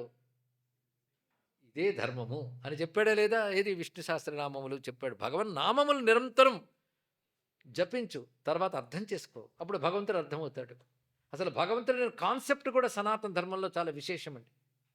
ఎక్కడో భగవంతుడు సృష్టి చేశాడని కాకుండా సర్వవ్యాపకమైన ఇంకో భగవంతుడు ఉంటాడు. ఈ లోకం ఆ లోకం అని కాదు. సర్వవ్యాపకుడైన భగవంతుడే జీవుల్ని వారి కర్మలను అనుసరించి నడిపిస్తూ ఉంటాడు. ఎంత లాజికల్గా ఉందండి ఇక్కడ. అంతేగాని భగవంతుడికి 3 ప్రకారం, ఒకడు మంచిగా నడిపిస్తాడు, ఒకడు చెడ్డగా నడిపిస్తాడు, పరమ దుర్మార్గుడే ఉంటాడు భగవంతుడు. కానీ వాడి కర్మలను నడిపిస్తాడు అనేది ఎంత లాజికల్గా ఉంది. అందుకే సనాతన ధర్మంలో ఉన్నటువంటి ఈ సత్యము, తర్కము పాశ్చాత్య మేధావులను ఆకర్షించి సనాతన ధర్మాన్ని అధ్యయనం చేసేటట్టు చేసే. అందుకే ఎంతకాలం మారుతూ ఉన్న సనాతన ధర్మం సజీవంగానే ఉంటుంది, దృఢంగా ఉంటుంది అనడంలో ఏం సందేహం లేదు. అందుకే మీరు సైంటిఫిక్గా ఆలోచించినా, ఫిలసాఫికల్గా ఆలోచించినా, లాజికల్గా ఆలోచించినా, రేషనల్గా ఆలోచించినా ఎన్విరాన్మెంట్ యాటిట్యూడ్తో ఆలోచించిన, ఎన్ని రకాలుగా ఆలోచించినప్పటికి కూడా అన్నిటికీ తృప్తి కలిగే సమాధానం సనాతన ధర్మం నుంచి ఎప్పటికప్పుడు లభిస్తూనే ఉంది. ఎలాంటి వాళ్ళు పుట్టారండి సనాతన ధర్మంలో? కేవలం పుస్తకాలు, విషయాలు మాత్రమే కాదు. మన సనాతన ధర్మం గ్రంథాల మీద ఆధారపడింది. ఏదైనా మాట ఉన్నదంటే దాన్ని స్టోర్ చేస్తే అదే గ్రంథం అవుతుంది. జ్ఞానం అంతా ఒకచోట కాపాడబడితే దాని పేరే గ్రంథం. ఆ గ్రంథాలు వేదాల నుంచి, పురాణాల నుంచి, ఇతిహాసాల నుంచి, కావ్యాల నుంచి ఎంత విస్తారం అండి. పంచుకోవాలంటే ఒకటే పుస్తకం కాదు మనది. నువ్వు భరించలేనంతే పెద్ద గ్రంథాలయాలే మనకున్నాయి. అన్ని గ్రంథములు ఉన్నాయి. ఆ గ్రంథముల నుంచి ఎంత జ్ఞానాన్ని పొందవచ్చు, పైగా ఏ సమయంలో దేన్ని ఎలా అప్లై చేయాలో చెప్తారు. గ్రంథాలు ఒక ఎత్తండి. రెండవది ఏమిటి అంటే మన సంస్కృతిలో మహాత్ములు మరొకటి. ఎప్పటికప్పుడు ప్రతి కాలంలో ఒక మహాత్ములు ఆవిర్భవిస్తూనే వస్తున్నారు. నిన్న మొన్నటికి చూస్తే స్వామి వివేకానంద పేరు మనం ఇందాక ప్రస్తావన చేసుకున్నాం. కొద్ది శతాబ్దం, ఒక మహా అయితే ఒక శతాబ్దం క్రితమే ప్రపంచం మొత్తాన్ని ఆయన ఇన్స్పైర్ చేశాడు సనాతన ధర్మం యొక్క గొప్పతనం చెప్తూ. మనకి ఇంకా అప్పటికి స్వతంత్రం రాలేదు. స్వతంత్రం రాని కాలంలో ఈ దేశపు ధర్మం గొప్పతనం చెప్పి ఈ దేశం గొప్పతనం నిలిపాడు మహానుభావుడు. అందుకే ఆయన చెప్తాడు, ఈ ధర్మము ఈ దేశము ఇన్సెపరబుల్. ఈ దేశం యొక్క ఆత్మ ఈ ధర్మం. అందుకే ఈ దేశం గొప్పతనం అంతా దీని ధర్మంలో ఉంది కనుక ఈ ధర్మం కాపాడుకుంటే ఈ దేశం కాపాడబడుతుందని మొట్టమొదటి చెప్పినవాడు స్వామి వివేకానంద. ఆయన వల్ల ఇన్స్పైర్ వచ్చిన మహానుభావులే నేతాజీ సుభాష్ చంద్రబోస్, రవీంద్రనాథ్ ఠాగూర్ మొదలైన వారంతా కూడా. ఇది తెలుసుకుంటారు. దేశం గొప్పతనం నాకు అర్థమైంది స్వామి వివేకానంద రచనల వల్లనే అని ఒప్పుకున్నాడు మహాత్మా గాంధీ. ఎంత అర్థమైందో మాకు ఇప్పటికీ అర్థం కాదు కానీ ఆయనకి. కానీ మాట అన్నాడు ఆయన. సుభాష్ చంద్రబోస్ అయితే సామాన్యం కాదు. ఆయన రామకృష్ణ ఆర్డర్లోనే ఉపదేశం చేసి సాధన చేసిన మహానుభావుడు. పిల్లలకి ఎప్పుడు కాకపోయినా ఎప్పటికైనా తెలుస్తుంది ఈ దేశానికి స్వాతంత్రం సిద్ధించింది నేతాజీ సుభాష్ చంద్రబోస్ వల్ల.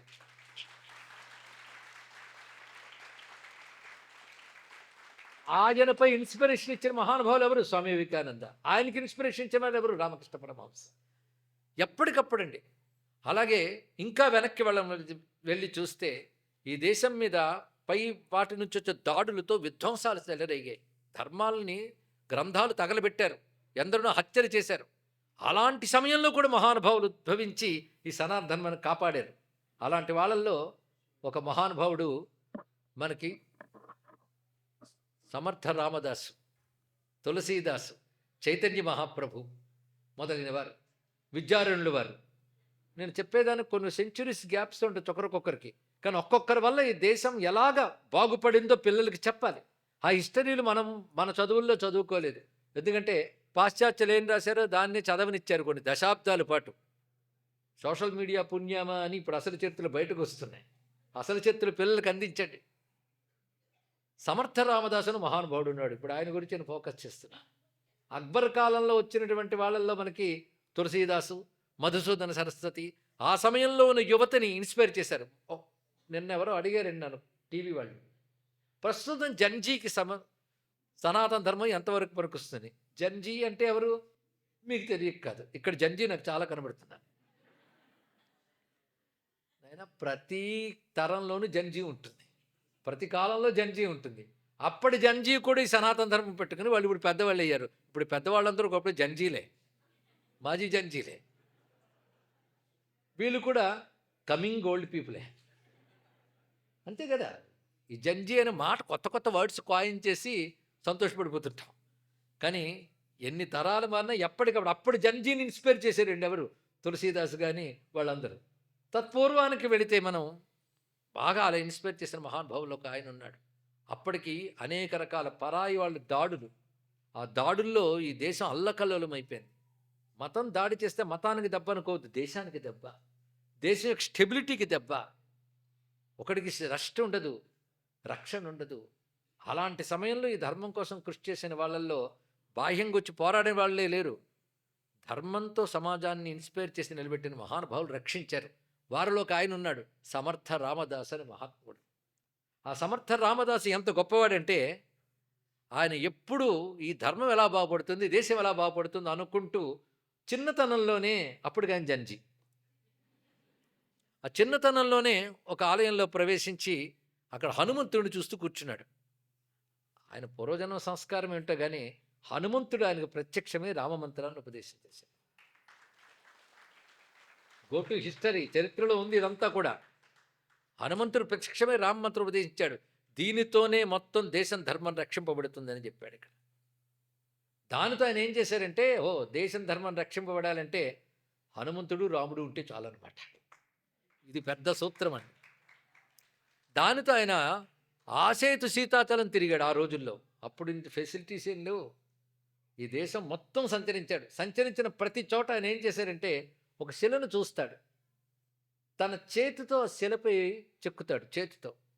అందులోంచి ఒక హనుమంతుడి విగ్రహం బయటకు వచ్చి కనబడుతుంది. దానికి సింధూర పూత పూయిస్తాడు. ఇక్కడ వచ్చినప్పుడు స్వయంభూ హనుమంతుడిని చూశాను కదా. ఇలాంటివి భారతదేశంలో చాలా ఉన్నాయి, ముఖ్యంగా నార్త్ సైడ్.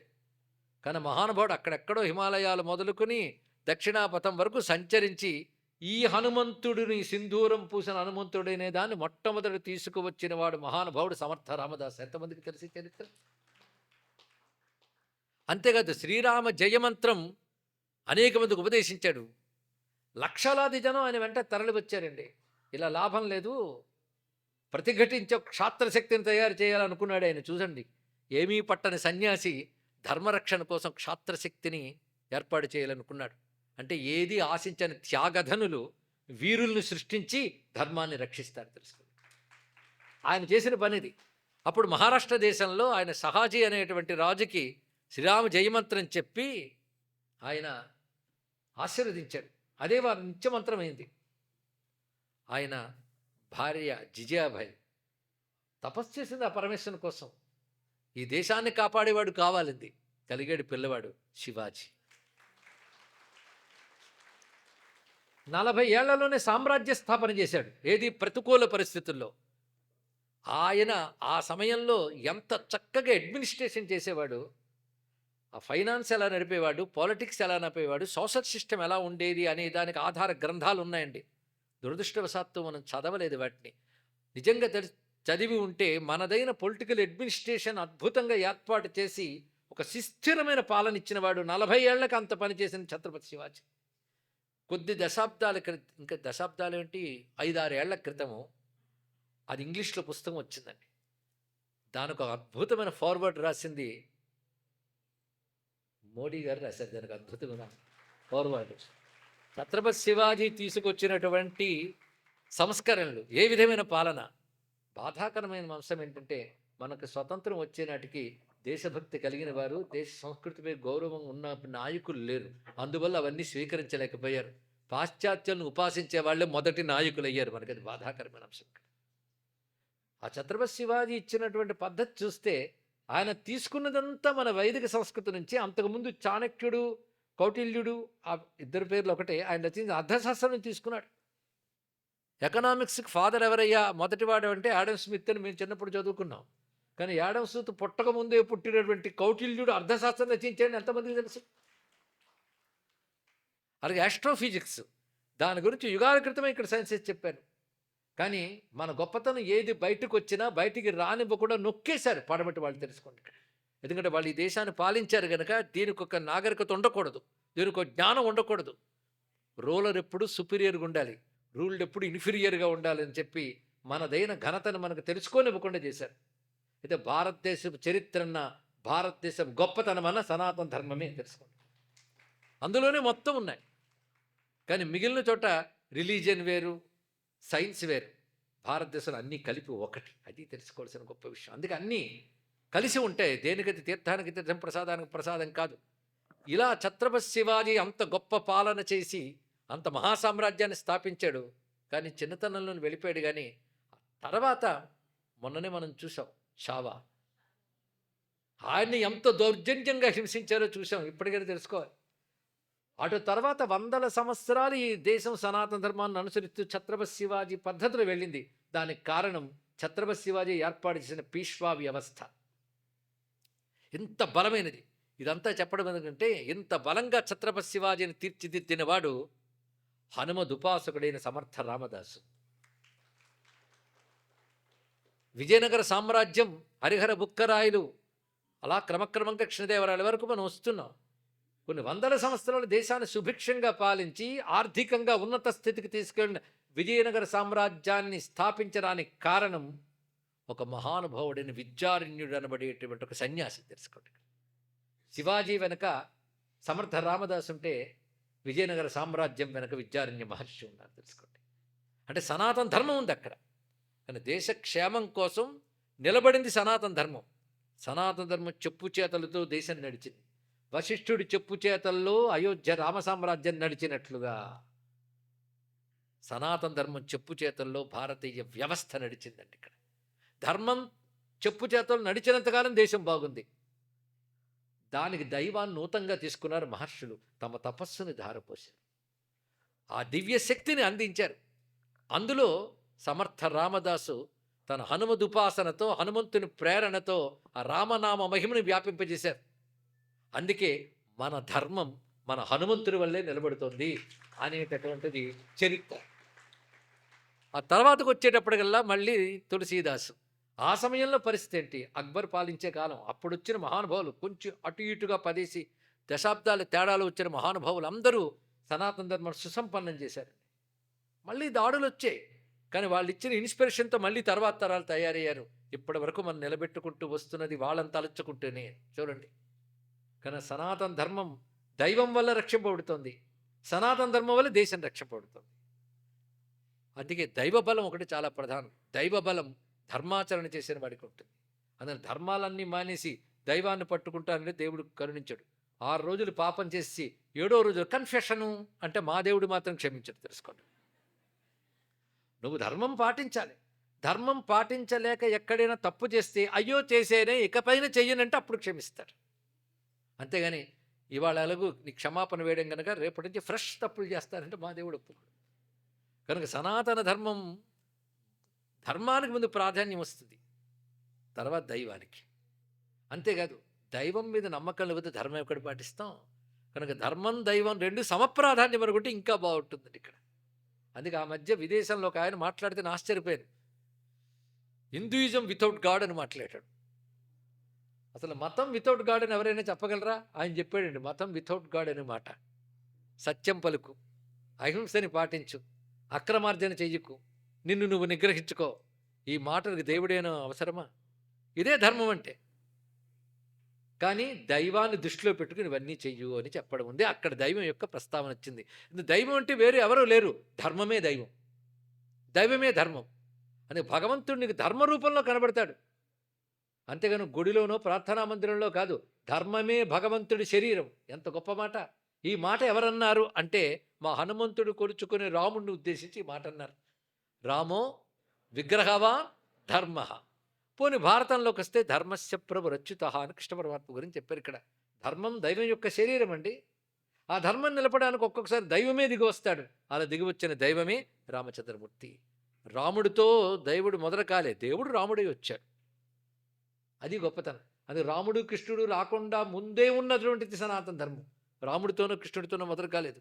కొందరు ఏమనుకుంటారంటే సనాతన ధర్మం దెబ్బతీయడానికి రాముడిని 4 తిట్టి కృష్ణుడిని మరో 5 తిరిగితే ఈ సనాతన ధర్మం దెబ్బతినేస్తుంది అనుకుంటారు. వాళ్ళు రాకముందే సనాతన ధర్మం ఉంది.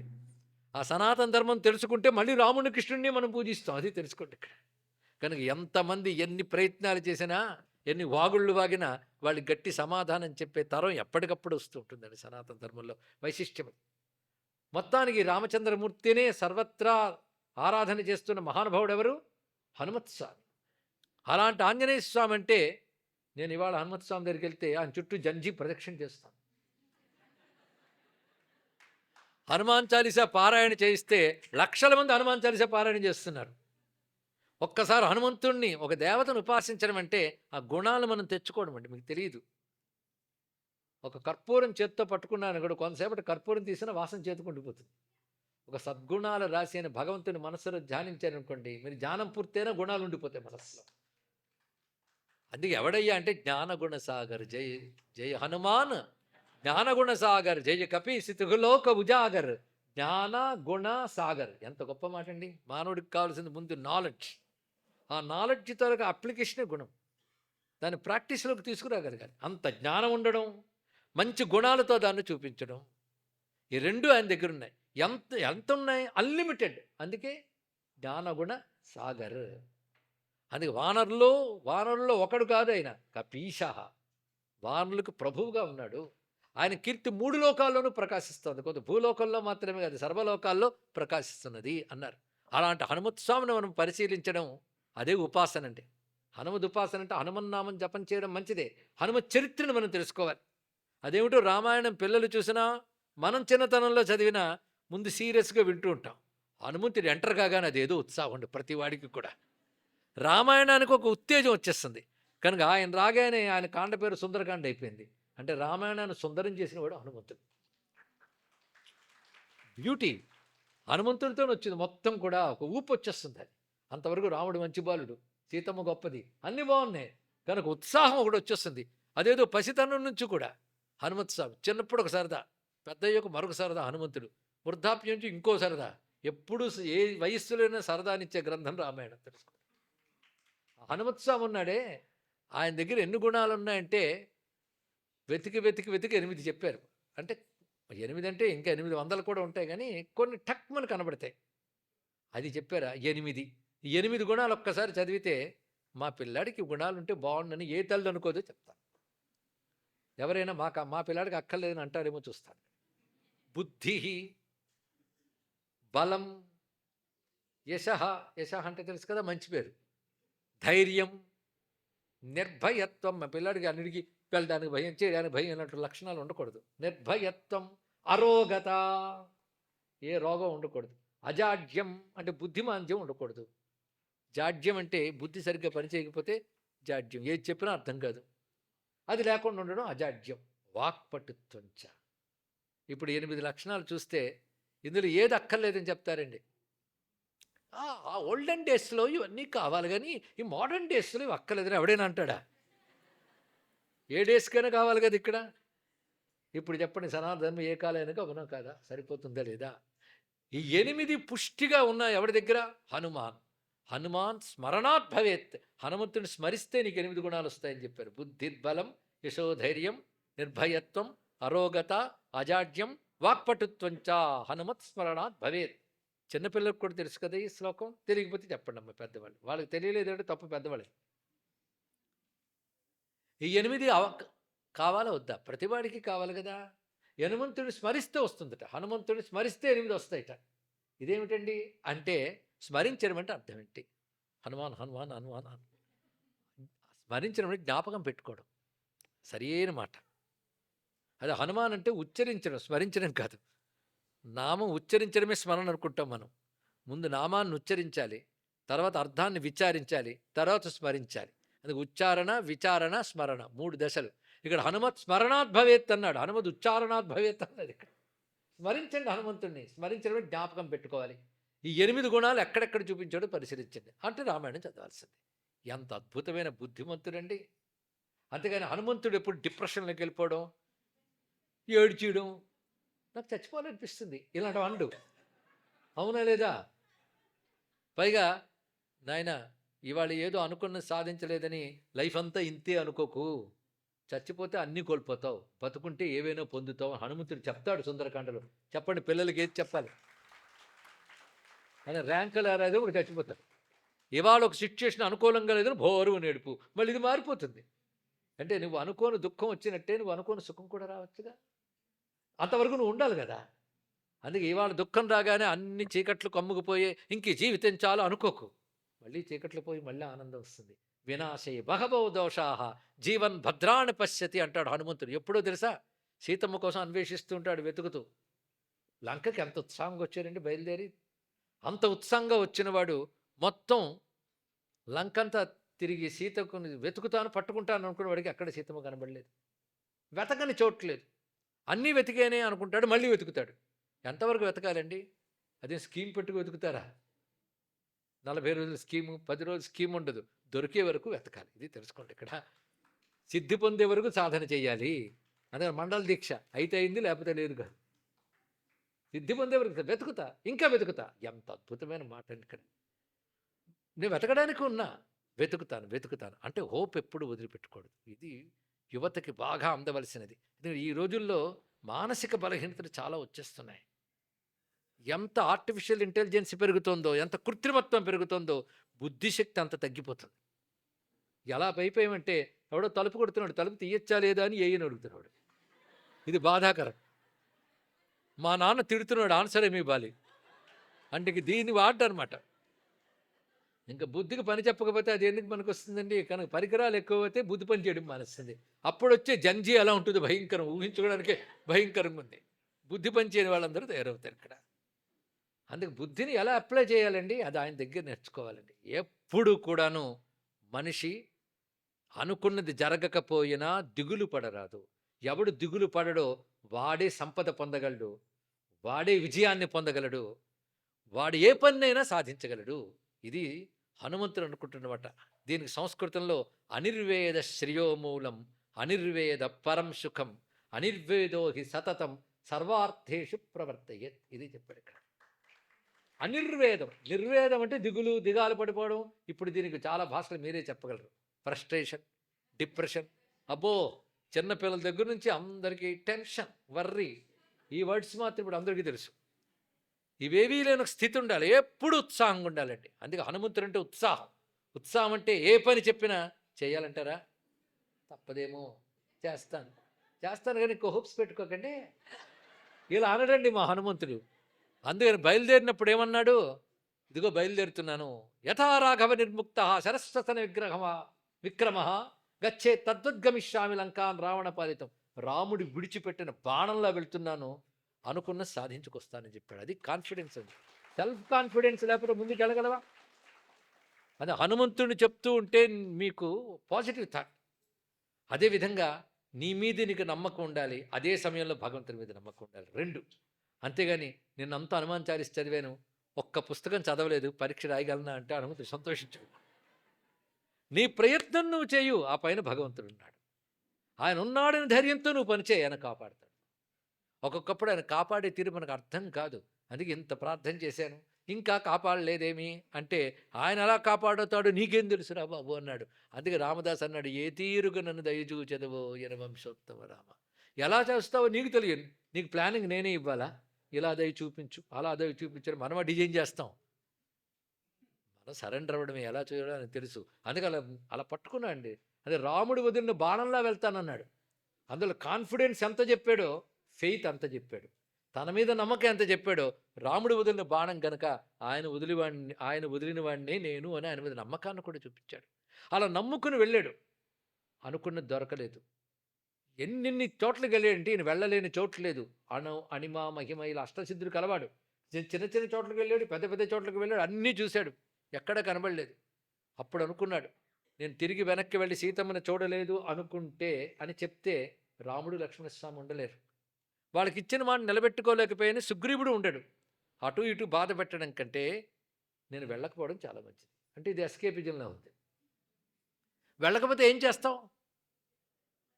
మళ్ళీ వెతుకుతా. అది చాలా ముఖ్యమండి. ఇక్కడే ఉంటా అనుకుని సాధించే వరకు. ఒకవేళ వెతకడానికి నా ఎఫర్ట్ సరిపోకపోతే దైవశక్తి కోసం తపస్సు చేస్తానన్నాడు. ఇది చూడండి ఇక్కడ. తపస్సుతో దైవశక్తిని మనం పొందుతాం. ఆ దైవశక్తితో మనం అనుకుని సాధించాలి. అందుకే ఆయన ఇక్కడెక్కడో తపస్సు చేసుకుంటాను అనుకున్నాడు. నిజానికి తను అన్ని వెతికేనే అనుకున్నాడండి. ఎవరైనా ఒక పని చేసేటప్పుడు అన్ని వైపుల నుంచి చూసి ఇంకెక్కడ లాభం లేదండి అంటారు. ఎవడైనా అంటాడు. ఈయన కూడా మొత్తం చూసి ఇంకా లాభం లేదు, నేను వెతకవలసినదంటూ ఏదీ లేదు, నుక్ అండ్ కార్నర్, ప్రతిదీ చూశాను అని ఒక కోట బురుజు మీద కూర్చున్నాడు. అటు ఇటు చూస్తూ ఉంటే అప్పుడు కనబడింది అశోకవనం. అప్పుడు కనబడింది. నేను అన్నీ చూశాను అనుకున్నానే, నేను చూడకుండా ఒకటి ఉంది కదా అనుకున్నాడు. ఇది అండి గొప్పతనం. నిజంగా అప్పటికప్పుడే ఆయన డ్రాస్టిక్ డెసిజన్ తీసుకుని అన్నీ చూశాను, ఇంకా సీతమ్మ కనబడలేదు కనుక నేను ఇక్కడిక్కడ సూసైడ్ చేసేసుకుంటాను అనుకోలేదు. ఆయన కొంచెం ఆగాడు. ఆగి అశోకవనం ఇది నేను చూడలేదే, చూసారా? మనం అనుకుంటే దేర్ ఇస్ నో వే అని, but there is a way, there will be a way. ఒక మార్గం ఉంది. ఇప్పుడు నాకు కనబడింది. ఇంతవరకు ఎందుకు కనబడలేదు? అప్పుడు నమస్కారం చేసుకున్నట్ట. నమోస్తు రామాయ సలక్ష్మణాయ అంటే అంతా వెతికాను, ఇంకేమీ లేదు అనుకున్న దశలో నువ్వు వెతకండి ఒకటి ఉందిరా అని ఒకటి కనిపించింది. కనిపించిందంటే నా ఘనత. ఎంతవరకు వెతికాను, కనిపించిందా? ఇప్పుడు కనిపించింది అంటే ఇక్కడ అధ్యాత్మ రామాయణంలో ఒక గొప్ప మాట అంటాడు. ఇది చింతయమానస్య రామదూతస్య ధీమతః బుద్ధియోగం దదో శ్రీమాన్ రామ తస్య హృది స్థిత అన్నాడు. ఇలా ఆలోచిస్తున్న హనుమంతుడికి ఆయన హృదయంలో ఉన్న రాముడు బుద్ధికి ప్రేరేపణ చేసేట్టు. ఇదిగో ఇక్కడ నుంచి చూడు అని. ఇక్కడ దీన్ని బట్టి తెలుసుకోవాల్సింది, భగవంతుడు ఎక్కడి నుంచో వచ్చి నీకేం చేయడు. నీ హృదయంలో చింతన చేస్తే నీ బుద్ధికి ఏం చెయ్యాలో ఆయనే స్ఫురణ ఇస్తాడు. ఆ స్ఫురణ రాగానే, అంతవరకు ఎక్కడ నమోస్తు రామాయ అనలేదు ఆయన. ఇప్పుడు మాత్రం అశోకవనంలోకి వెళ్ళిట్టు నమోస్తు రామాయ సలక్ష్మణాయ దేవ్యై చ తస్యై జనకాత్మజాయై నమోస్తు రుద్రేంద్ర యమానిలేభ్యో నమోస్తు చంద్రార్క మరుత్కణేభ్య. హనుమంతుడు ఏం నేర్పాడు మీకు? తన మీద తనకు విశ్వాసం ఉండాలి, అదే సమయంలో భగవంతుడి మీద అచంచలమైన దృఢ విశ్వాసం ఉండాలి. ఈ రెండు ఉంటేనే కార్యాన్ని సాధించగలవు. ఆ విశ్వాసం ఎప్పుడూ చెదిరిపోకూడదండి, ఇది తెలుసుకోవాలి ఇక్కడ. ఇవాళ మనకి హోప్లెస్ సిచ్యుయేషన్స్ వస్తాయి, రాగానే లైఫ్ అంతా ఇంతే అనుకుంటుంటారు చాలామంది. నేను ఆలోచించాలి, కానీ భవిష్యత్తు కూడా నా అంధకారంగా కనబడుతుంది. అలా అనుకుంటే సీతమ్మ వచ్చిన మొదటి రోజే ఆత్మహత్య చేసుకోవాలి అశోకవనంలో. కానీ 10 నెలలు ఓపికగా ఉంది. రావణాసురుడు రాక్షసుడు, వాడి యొక్క అశోకవనంలో బంధింపబడింది. తన వాళ్ళు ఒక్కరు లేరు, హోప్ అనేది లేదు, అయినా ధైర్యంగా నిలబడింది. అది రావణాసురుడు రాక్షసంగా మాట్లాడుతున్నా వాడు వణికిపోయేటట్టు మాట్లాడు. తగలబెట్టేస్తాను జాగ్రత్త, ఏమనుకున్నావు? ఆ రాముడి సందేశం కాలేదు కనుక ఊరుకున్నాను, కానీ లేకపోతే దగ్ధం చేసేదాన్ని. అంది ఎంత ధైర్యం అండి! తనది కాని చోట, రాక్షసుడి చోట్ల అలా మాట్లాడితే 10 తలకాయల 20 చేతులు వాడు కూడా వెనక్కి తగ్గట్ట. ఎందుకు అలా వెనక్కి తగ్గాడంటే, అక్కడ ఒక మాట అంటాడండి వాల్మీకి. ఆవిడ మాట అన్నది వృత్త సౌందర్య గర్విత అన్నాడు ఇక్కడ. ఆవిడ క్యారెక్టర్ వల్ల వచ్చిన ధైర్యంతో మాట్లాడింది. వాడి క్యారెక్టర్ లేకపోవడం వల్ల ఆ ధైర్యం వచ్చింది చూడండి. అందుకే ఇప్పుడు సక్సెస్ అందరూ చెప్తారు, కానీ క్యారెక్టర్ మాత్రం సనాతన ధర్మం చెప్తుంది. క్యారెక్టర్ చాలా ప్రధానం ఇక్కడ. ఇదంతా పైన కూర్చొని చూస్తున్నాడు హనుమత్ స్వామి. ఆయన కానీ తలంచుకుంటే ఒక్కసారి కొమ్మల మించి గుద్దు గుద్ది రావణాసుని చంపేసేవాడే, అంత బలం ఉంది. కానీ ఇది సమయం కాదు. అది మహాత్ములైనా సరే సమయం అనుకూలత చూస్తారు, అన్ని విధాలు ఆలోచిస్తారు. మనం తొందరపడతాం, ఒకే యాంగిల్లో చూస్తాం. హనుమంతుడు అలాగే ఆలోచించాడు. ఆఖరికి సీతమ్మ దుఃఖం చూసి హనుమంతుడు ఓదార్చేటప్పుడు, అమ్మ భుజాల మీద తీసుకెళ్ళిపోతానమ్మా అంటే, వీల్లేదు నైనా, ఆయన రావాలి. రావణాసుడు దొంగలా తీసుకొచ్చాడు, రాముడు నన్ను దొరలా తీసుకెళ్ళాడు. అంతేగాని ఇలా జరగకూడదు. రాముడు అంటే ఏంటి వీడికి తెలియాలి. నన్ను అలా తీసుకొచ్చినందుకు వీడికి ఏం చేయాలో రాముడు చేసే తీసుకెళ్ళాలి. అది మా రాముడికి తగినది. ఆయన చేయగలిగింది ఆయన చేయనివ్వాలి మనం అంది. అంటే ఆవిడ సమర్థుడు, ఈయన సమర్థుడు, కానీ ఆయన చేత ఏం చేయించాలో చేయించారు. చూడండి హనుమత్స్వామి ఆ సమయంలో సీతమ్మ అంటుంది, నువ్వు చూస్తుంటే సామాన్యుడివి కావు నాయన. ఎందుకంటే ఎవడూ అడుగు పెట్టలేని లంకలోకి వచ్చి బెదురు అనేది లేకుండా నిలబడ్డావు. ఎంతసేపు మాట్లాడుతూ చూశాను, కానీ రావణాసుడు వస్తాడేమో అని బట్టలు చూస్తాడేమో, అసలు భయం లేదు నీ దగ్గర, అలా నిలబడ్డావు అంటూ. ఏమైనా రాముడు పంపాడంటే గొప్ప వాళ్ళని పంపుతాడులే అన్నాడు. మళ్ళీ క్రెడిట్ వాళ్ళు ఆయనకే. ఆయన ఎంత చక్కగా మాట్లాడతాడు, మాట తీరు తెలియాలంటే వాక్పటుత్వం. రాముడే ఆశ్చర్యపోతాడు, ఈయన మాట్లాడితే శత్రువైన సరే మిత్రుడైపోవాలి. కత్తి పట్టుకు చంపేద్దామని వచ్చిన శత్రువైన హనుమంతుడి మాట వింటే కత్తి దించి మిత్రుడైపోతాడు. అలా మాట్లాడతాడు. చూడండి మాట తీరులో అవతల వాళ్ళని మనకి ఎలా అనుకూలపరచుకోవాలి, ఎంత స్నేహంగా మాట ఉండాలి అనేది హనుమంతుడు నేర్పుతున్నాడు. ఇక బలానికంటారా, కొందరు గొప్ప తెలివైన వాళ్ళు కానీ బలం ఉండదు, కొందరు గొప్ప బలమైన వాళ్ళు కానీ తెలివి ఉండదు. కానీ మా స్వామికి బుద్ధి అంతుందో బలం అంతుంది. పిల్లలు అలా తయారవ్వాలండి. బలహీన జాతి కాకూడదు. ఇప్పుడు చిన్నతనం నుంచే బలహీనతలు, ఎందుకంటే సరైన వ్యాయామాలు లేవు, యోగ జీవనం పోయింది. అలాంటి పరిస్థితికి వచ్చింది. ఇప్పుడు యోగా ఎప్పుడే అంటే డయాబెటీస్ వచ్చిన తర్వాత, ఒబెసిటీ పెరిగిన తర్వాత. మొదటే అవన్నీ జాగ్రత్తగా తీసుకుని వస్తాయో చెప్పండి. ఇక్కడ యోగ జీవితం లేదు, బలం లేదు. అందుకే పిల్లలు బుద్ధితో పాటు బలం కలిగి ఉండాలి. అది బుద్ధిర్బలం. అంతేకాదు యశస్సు ఉండాలి. యశస్సు అంటే కీర్తి. తెలుగులోనే చెప్పినందుకు చాలా సంతోషం. అయితే కీర్తికి యశస్సుకి ఇచ్చిన తేడా ఉందిట. ఏదైనా మంచి గొప్ప గొప్ప ప్రతిభలు చూపిస్తే కీర్తి వస్తుంది. యశస్సు అంటే మంచి పనుల వల్ల వచ్చే మంచి పేరు. ఎంత మంచి మాట! అలాంటి యశస్సు హనుమత్ స్వామి దగ్గర ఉంది. ఇంకేం కావాలండి, పిల్లాడికి కూడా అలాంటి పేరు వస్తే 10 మంది ఆయన పేరు చెప్పుకుంటుంటారు. అందుకే పిల్లవాడు బాగా సంపాదించాలి కాదు, మంచి పేరు సంపాదించాలి. అది అన్నీ ఇస్తుంది ఇక్కడ. బుద్ధిర్బలం, యశో, ధైర్యం. ఇది చాలా. ధైర్యం అంటే ధీరత్వానికే ధైర్యం అని పేరు. ధీరుడు అంటే సుఖాలు వచ్చినా దుఃఖాలు వచ్చినా భయపడే పరిస్థితులు వచ్చినా చెక్కు చెదరకుండా నిలబడగలగడం స్టెబిలిటీ, అది ధీరత్వం అంటే ఇక్కడ. అది పిల్లలకు కావాలి. అందుకే ధైర్యం, బుద్ధిర్బలం, యశో ధైర్యం. నిర్భయత్వం, భయపడకూడదు సృష్టిలో. ఇప్పుడు పిల్లలకు భయమే లేదు. అదే తల్లిదండ్రుల దగ్గర కూడా డోంట్ కేర్, టీచర్స్ దగ్గర కూడా డోంట్ కేర్. అది కాదు భయం లేకపోవడం అంటే. ఆ నిర్భయత్వం అనే మాట, ఏదైనా ఒక పని చేయడానికి కొందరు భయపడిపోతుంటారు. ఒక స్టెప్ వేయడానికి భయం, ప్రతిదానికి డౌట్సే. అలా కాకుండా నిర్భయత్వము నీలో ఉన్న శక్తులను బయటకు తీసుకొస్తుంది. అందుకే ఉపనిషత్తు మాభీహి అంది, భయపడకు నాయన అని. ఇక్కడ భయస్థులు బలహీన మనస్కులు ఆధ్యాత్మిక రంగంలో ఇమడకూడదు. ఇది తెలుసు, ఇమడలేరు. మనం ఏమనుకుంటామంటే మానసిక బలహీనలు ఆధ్యాత్మిక రంగంలో ఉంటారు అనుకుంటాం. కానీ మానసిక బలహీనత ఆధ్యాత్మికత కాదు. అందుకని నాయమాత్మ బలహీనైన లభ్యాహ అంది ఉపనిషత్తు. బలహీనులకు దొరకదు, బలమైన మనస్సు ఉండాలండి. అందుకే దృఢిష్ట బలిష్ట అనే మాట చెప్పింది. ఇదే బీ ఫియర్లెస్ అనే మాటని చెప్పాడు స్వామి వివేకానంద. హనుమంతుడిచ్చిన గొప్ప సందేశం. అందుకే నిర్భయంగా ఉండాలి పిల్లలకి. కానీ ప్రతిదానికి భయపడిపోవడం. రేపు పరీక్ష అంటే వాడు జ్వరం, రేపు ఇంటర్వ్యూ అంటే వాడు వణుకు. ఇలాంటి స్థితి కాకుండా నిర్భయత్వం. తర్వాత అరోగత, రోగాలు లేని స్థితి కలిగి ఉండడం. అజాడ్యం, ఏదైనా చురుకుతనం కలిగి ఉండడమే అజాడ్యం. వాక్పటుత్వం, వాక్పటుత్వం అంటే గడగడ మాట్లాడటం కాదు, ఎక్స్ప్రెషన్. దేన్నైనా బాగా ఎక్స్ప్రెస్ చేయగలగాలండి. తాను అనుకున్నది చక్కగా చెప్పగలగాలి. కొందరు చూడండి, గొప్ప తెలివైన వాళ్ళు ఉంటారు, మేధావులు ఉంటారు, ఎక్స్ప్రెషన్ దగ్గరకు వచ్చి దెబ్బతినేస్తారు ఇక్కడ. కనుక దాన్ని చక్కగా ఎక్స్ప్రెస్ చేసినప్పుడే దాని యొక్క కార్యరూపం మనం చూపించగలం. ఈ 8 ఒక దగ్గర రాసుకుని రామాయణం చదవండి. ఆ 8 ఎక్కడెక్కడ హనుమంతుడు చూపించాడో కనబడతారు. అది చూస్తా నోబుల్ క్యారెక్టర్, ఆయనకు నమస్కరిస్తాం. అందుకే మీరు పిల్లల కోసం రకరకాల ఆటలు ఇప్పుడు చూపిస్తున్నారు. అందులో Batman, hatman, Superman, Spiderman, Hanuman గురించి చూపించండి. ఆయన్ని మీరు చూపిస్తే హనుమాన్ ఏమిటా బలం, ఏమిటా గొప్పతనం.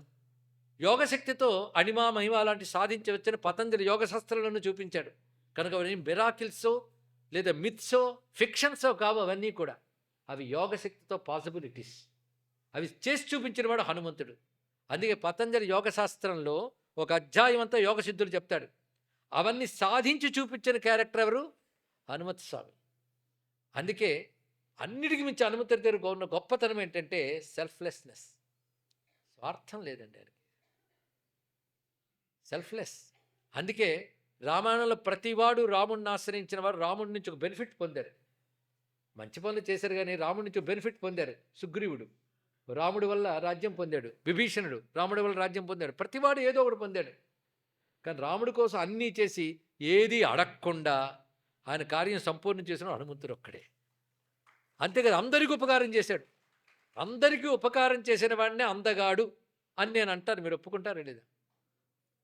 ఎవడైనా మనం మంచి చేస్తే వాడిని మరోసారి చూడాలనిపిస్తుంది. కానీ మిస్ యూనివర్స్, మిస్టర్ వరల్డ్ వచ్చి చెడు చేశారనుకోండి, వాడు రాకపోతే బాగుండంటాం. అవునా లేదా? అది మంచి చేసిన వాడిని చూడగానే వాడికి మీద ఆదర భావం కలుగుతుంది. ఆదరం, వాడు వచ్చాడు, ఒక ప్లెజెంట్నెస్, వాడు వచ్చాడన్న ఆదరం కలుగుతుంది. మామూలు ఆదరమా? గొప్ప ఆదరం. అది సుతరాం ఆద్రియతైతు సుందర అని, సుందర శబ్దం బాగా ఆదరింపబడేవాడు. ఆయన అంటే అందరికీ ఆదరణే. ఆయన పని చేసుకొచ్చిన తర్వాత మొట్టమొదటిగా సుగ్రీవుడికి పెద్ద రిలీఫ్ వచ్చింది. రాముడికి ఒక మాట ఇచ్చారు, సీతమ్మని ఎలాగైనా వెతికి పెడతాను నేను. అమ్మయ్య, సాధించాడు. ఆయనకి ఆనందం కలిగించేశాడు. లేకపోతే అంతవరకు ఆయన టెన్షన్, అనుకున్నది అవుతుందా లేదా అని. అలాగే ఆయన వెళుతూ ఉంటే పంపించారు. జాంబవంతుడు వాళ్ళందరూ తిరిగి వచ్చే వరకు వాళ్ళు టెన్షన్తో ఉన్నారు. వచ్చి వాళ్ళందరికీ ఆనందం చేశాడు. తిన్నగా వెళ్ళాడు, రామచంద్రమూర్తికి చెప్పాడు. రాముడికి సీతమ్మ జాడ చెప్పగానే ఆయనకి కలిగిన ఆనందం ఎంత అండి.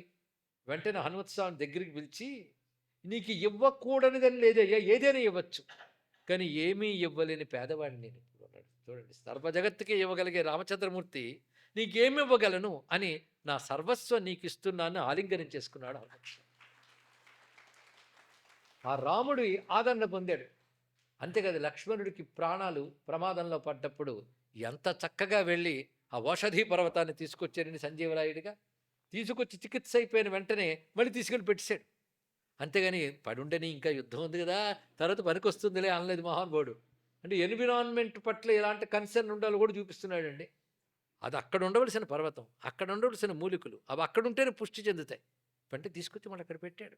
మళ్ళీ రెండో పర్యాయం అవసరం ఉంది, మళ్ళీ తెచ్చాడు మహానుభావుడు. అంతేకాదు, ఇంద్రజిత్తు వేసినటువంటి అస్త్రంతో అందరూ మూర్ఛితులైపోతే అందరినీ బ్రతికించాడు తీసుకొచ్చి. అందుకే జాంబవంతుడు అంటాడు, హనుమంతుడు ఉంటే మనందరం పోయినా బ్రతికినట్లే. హనుమంతుడు లేకపోతే మన బ్రతుకున్న పోయినట్లే అని చెప్పాడు. అది హనుమంతుడు అంటే ప్రాణదాత అండి ఇక్కడ. ఎంత చక్కగా ఆదుకున్న అప్పుడు అంటాడు రామచంద్రమూర్తి, నువ్వు చేసిన ఉపకారాలకు ఏం చేయగలనయ్యా అని మరొక్కసారి గాఢాలింగనం చేసుకుంటాడు తన సోదరుణ్ణి బ్రతికించినందుకు. ఇలాగా అందరికి ఉపకారం చేసిన వాడు, జగత్తుకి ఆనందం కలిగించడానికి రాముడు అవతరిస్తే ఆ రాముడికి ఆనందం కలిగించిన వాడు హనుమంతు స్వామి. కనుక ఇంకోరిని ఆనందింపజేయి, ఇంకొరికి ఉపకారం చేయి అని హనుమంతుని మనకు నేర్పుతున్నాడు. ఇప్పుడు 8 గుణాలకు తోడు ఉపకార బుద్ధిని కూడా కలిపితే మా తులసీదాస్ చెప్తారు, రామ పుజారి పర ఉపకారి మహావీరు బజరంగ బలి సద్ధర్మచారి సద్బ్రహ్మచారి మహావీరు బజరంగ బలి సద్బ్రహ్మచారి. ఈ రోజుల్లో పరికరాలు చేతిలోకి వచ్చాక ప్రపంచం అందుబాటులోకి వచ్చి ఒక్క యువకుడు ఆరోగ్యంగా బలంగా తయారవడానికి వీలు లేని పరిస్థితులు ఏర్పడ్డాయి. విచ్చలవిడితనం పెరుగుతుంది. ఆ విచ్చలవిడితనంతో కుతర్కాలు మొదలవుతున్నాయి. ధర్మబద్ధంగా ఇది తప్పు, వై వాట్, అలాగే ఎందుకు ఉండాలి, ఇలా ఎందుకు ఉండకూడదు అని ప్రశ్న. ఎందుకంటే ధర్మం తర్కానికి అందదు, అది పాటిస్తే దాని శక్తి తెలుస్తుంది. ఈ కుతర్కాల వల్ల ధర్మం నుంచి బయటకు వచ్చి నిగ్రహ శక్తి కోల్పోయి బలహీన లేపుతున్నారండి. పసిపిల్లల దగ్గర నుంచి కూడా ఆ బలహీనత నుంచి బయటకు రావాలి అంటే హనుమంత స్వామి దగ్గర ఉన్న బ్రహ్మచర్య దీక్ష తీసుకోగలగాలి. స్వామి వివేకానంద ఒక మాట చెప్తాడు, 12 ఏళ్ళు కూడా బ్రహ్మచర్యంగానే చేయగలిగితే అలాంటి ఒక యోధుడు లభిస్తే మరి సనాతన ధర్మాన్ని దేశాన్ని రక్షించవచ్చని చెప్పాడు. ఆయన అటువంటి వాడే. లేకపోతే 32 ఏళ్లకే వచ్చిన పనంతా పూర్తి చేసుకుని వెళ్ళిపోయినటువంటి ఒక ఆదిశంకర భగవత్పాదుల వారు 39 ఏళ్లకే మొత్తం అద్భుతాలు సాధించి పెట్టిన స్వామి వివేకానంద తలుచుకుంటే అసలు జన్జీ వాళ్ళు కదా అనిపిస్తుంది మనకి. వాళ్ళని ఆదర్శంగా తీసుకోవాలి ఈ జన్జీ. ఏ కాలానికైనా పనికొచ్చింది. వివేకానంద చెప్పిన మాటకి గొప్ప నిదర్శనం ఎవరంటే మన స్వామి హనుమంత స్వామి. అందుకే వివేకానంద ప్రపంచమంతా తిరిగి భారతదేశానికి వచ్చి ఒక మాట చెప్తాడు, దేశమంతా తిరిగి వచ్చి చెప్తున్నాను, ఇక్కడి నుంచి వెళ్లే ముందు ఈ దేశం మీద నాకు గౌరవం ఉంది, భారతదేశం మీద. తిరిగి వచ్చిన తర్వాత ఈ దేశంలో ప్రతి మట్టి కణం పవిత్రమైందని ప్రేమ పెరిగింది అన్నాడు. ఇలాంటి దేశం ఎక్కడా లేదు, ఇలాంటి సంస్కృతి ఎక్కడా లేదు, ఇలాంటి ధర్మం ఎక్కడా లేదు. అయితే ఒక ఆయన అన్నాడు, ఆ ధర్మాలు ముందు ఇక్కడే చెప్పొచ్చగా, విదేశాలకు ఎందుకు వెళ్ళి చెప్పారు అన్నాడు. అక్కడ చెప్పొచ్చి చెప్తే కానీ వినమని ఇక్కడికి వచ్చి చెప్తున్నానని చెప్పాడు మహానుభావుడు. తెలుసుకోండి ఇక్కడ. అంతేకాదు ఈ దేశానికి ఆదర్శాన్ని చూపించాడు. ఒక అద్భుతమైన భారతదేశం, దానికి కావాల్సిన ప్రగతి గురించి ఆయన ఎన్ని అద్భుతమైన మాటలు చెప్పాడు. ఆ చెప్తూ ఒక మాట చెప్తాడు, ఆనాటి భారతీయ యువతకి ఆయన ఇచ్చిన సందేశం నేటి భారతీయ యువతకు కూడా అదే సందేశం. అదేమిటంటే ప్రతి భారతీయ యువకుడికి హనుమంతుడే ఆదర్శం కావాలి. ఆ బుద్ధి, ఆ బలం, ఆ యశస్సు, ఆ ధర్మనిష్ట, ఆ నిగ్రహ శక్తి, అదేవిధంగా శత్రువుని ఎలాంటి వాడిని ఎదుర్కోగలిగిన బలం ఉండాలి. అంతేగాని అంతా సమానమే అని కారుణ్యము చూపించడం లాభం లేదు. కారుణ్యం అవసరం, కానీ అవతల వాడు దుర్మార్గంగా ఉంటే వాడికి మన బలం చూపి నిగ్రహించవలసిన అవసరం ఉన్నది. అలాంటి హనుమంతుడి ఆదర్శం గనుకనే ప్రపంచంలో ఎన్ని శత్రు దేశాలు ఉన్నప్పటికీ వాళ్ళకి సమాధానం చెప్పగలిగిన గట్టి దేశంగా భారతదేశం నిలబడింది. ఎందుకంటే హనుమంతుడిని, రాముణ్ణి దైవంగా పూజించే వారి పాలన స్థానంలో ఉండడం వల్ల. కనుక దయ ఎంత చెప్తామో, ధైర్యం ఎంత చెప్తాము, అలాగే కారుణ్యం ఎంత చెప్తామో, శౌర్యం అంత చెప్తాము. మేమా శత్రువు వచ్చి శరణు వేడి ఇకపై తప్పు చెయ్యనంటే అభయం ఇస్తాం, కానీ తేడా వచ్చిందా తాట తీస్తాం అని చెప్పిన హనుమంతుడు, రాముడే మనకు ఆదర్శం. అదే శౌర్యం ఉండాలి, బలం ఉండాలి, పరాక్రమం ఉండాలి, కారుణ్యం ఉండాలి. ఇన్నిటిని బ్లెండ్ చేసి అద్భుతమైన ఒక పాత్ర కావాలంటే ఒక రాముడు, ఒక హనుమంతుడు, వీళ్ళే మనకు ఆదర్శం. అలాంటి హనుమంత స్వామి మన ధర్మంలో మనకు దైవంగా దొరికాడు. రోజు హనుమంతునికి దండం పెట్టడం వల్ల ఈ 8 గుణాలు మనకి ఇవ్వాలని ప్రార్థిద్దాం. మన తర్వాత తరాలకి రావాలని ప్రార్థిద్దాం. హనుమ స్మరణతో మనకు మనం ధైర్యంగా ఏర్పడి రామ కృపను మనం పొందగలిగి దేశం, ధర్మం, మనం 3 బాగుంటాం. అందుకే మన ధర్మం మన హనుమంతుడు, మన ధర్మమే మన హనుమంతుడు, మన హనుమంతుడే మన ధర్మము అని హనుమంతుడికి నమస్కారం చేస్తానండి. గొప్ప ప్రయోజనం ఉంది. ఏంటో తెలుసా? ఆయన ఒక్కడికి నమస్కారం చేస్తే మొత్తం మరో 3కి నమస్కారం చేసినట్టు, కలిపి 4కి. రామ లఖన్ సీత మన బసయా. హనుమంతుడు హృదయంలో ఎప్పుడు రాముడు ఉంటాడు. అందుకే హనుమంతుడు ఎప్పుడు తప్పు చెయ్యడు. ఎందుకంటే బలం బాగా ఉంటే తప్పు చేసే ప్రమాదం ఉంటుంది. ఇంద్రియాలు బాగా పనిచేస్తున్నాయి అనుకోండి, చాలామంది తప్పు చేస్తారు. ఒక 70 ఏళ్ళు ఆయన అన్నాడు. ఏమనంటే, ఎటు పెడితే అటు తిరగకూడదు నాయనా, ఇంద్రియాలు నిగ్రహించాలన్నాడు. ఎప్పుడు? అంటే వాడు ఇంద్రియాలు పని చెయ్యని వయస్సులో. అప్పుడు ఇంక ఎలాగూ తిరగలేడు, ఒక చోట ఉండాలి. అదే బాగా పనిచేస్తున్నప్పుడు చెప్పగలగాలండి ఇక్కడ. మరి అంత బలం ఉన్నవాడు, అంత జ్ఞానం ఉన్నవాడు ఎంత జాగ్రత్తగా ప్రవర్తించారంటే, నీకు బలం ఉండాలి, జ్ఞానం ఉండాలి, పని చేయడానికి ఉరకగలిగే ఉత్సాహం ఉండాలి, దేన్నైనా సాధించగలిగేటువంటి నైపుణ్యం ఉండాలి, స్కిల్ ఇన్ని ఉండాలి. ఇన్నిటితో పాటు నువ్వు హృదయంలో భగవంతుడు ఉండాలి. అందుకే హనుమంతుడు హృదయంలో ఎవరున్నారు? సీతారామలక్ష్మణులు ముగ్గురు ఉన్నారట. అది ఎప్పుడు పెట్టుకున్నాడు మనస్సులో. అది హనుమంతుడిని పూజిస్తూ ఉంటే అందుకునేవాడెవడు? రామచంద్రమూర్తి. అందుకే హనుమంతుడిని పూజిస్తే ఆంజనేయ పూజితశ్చేత్ పూజిత సర్వదేవతా అని మంత్రశాస్త్రం చెప్తోంది. హనుమంతుడు ఎవరండి? శాస్త్ర ప్రకారంగా దిగివచ్చిన శివుడు. ఆయన హృదయంలో ఉన్నవాడెవరు? విష్ణువు. అమ్మవారెవరు? సీతమ్మ. మరి సర్వదేవతలందరూ ఆయనే కదా. అంతేకాదు, హనుమంతుడు చిన్నప్పుడు ఇంద్రుడు వజ్రాయుధంతో కొడితే ఇంత చేసి బొగ్గ సొట్టబడింది. అని అవడం ఏం చేయలేపాడు. అప్పుడు ఇంద్రాది దేవతలందరూ వచ్చి, మొత్తం దేవతలందరూ వచ్చి, మా అస్త్రశక్తిని అంతని ధారపోసేస్తున్నామన్నట్ట. అంటే దేవతాశక్తులను నన్ను శరీరంలో ప్రవేశించే. అంటే ఇంద్రుడు, అగ్ని, వరుణుడు అందరి శక్తులు హనుమంతుడు ఉన్నాయి. అంటే హనుమంతుని పూజిస్తే అందరి దేవతలను పూజించినట్లే. అలాంటి హనుమంత స్వామిని ఈ శనివారం నాడు సాయంకాలం, కొందరికి శని అంటే భయం, మరొకడంటే భయం. ఒకవైపు నాస్తికుడే, కానీ శనివారం వస్తే మాత్రం నూనె దీపం పెడతాడు వెళ్ళి. అలాంటి నాస్తికులు ఎక్కువ ఉన్నారు మాకు. అంతేకాదు, ఒక పెద్ద నాస్తిక సభ చేసి, సభ ఎలా జరిగిందంటే బాగా జరిగిందని దేవుడు దయవల్లన్నాడు. అలా ఉంటారండి నాస్తిక ఆస్తిక, వీటికి స్టెబిలిటీ ఉండదు, తెలుసుకోండి. ఇక్కడ ఏ శని బలమైనా ఏదైనా సరే హనుమంతుడిని పట్టుకుంటే శని కూడా సన్నబడిపోతుంది, తెలుసుకోండి. అందుకే ఎప్పుడు హనుమంతుడిని మనసులో పెట్టుకోవాలి, హనుమంతుడి మనస్సులో రాముడిని తలంచుకోవాలి. తద్వారా మనం వ్యక్తిగా దేన్నైనా సాధించగలం, శక్తిగా మారగలం, సమాజాన్ని నిలబెట్టగలం, దేశాన్ని ప్రపంచంలో అగ్రగణ్యం చేయగలం. ఆ మధ్య ఎవరో అన్నారు, హిందూ హిందూ హిందూ అనుకోవడం వల్లే ప్రపంచాలు అన్ని దేశాలు డెవలప్ అవుతున్నాయి, కానీ మన దేశం డెవలప్ కావట్లేదు. హిందూ హిందూ అనుకున్న వాళ్ళే పాలకులుగా వచ్చేకే దేశం దశాబ్దాలు తిరగకుండా అభివృద్ధి సాధిస్తుంది.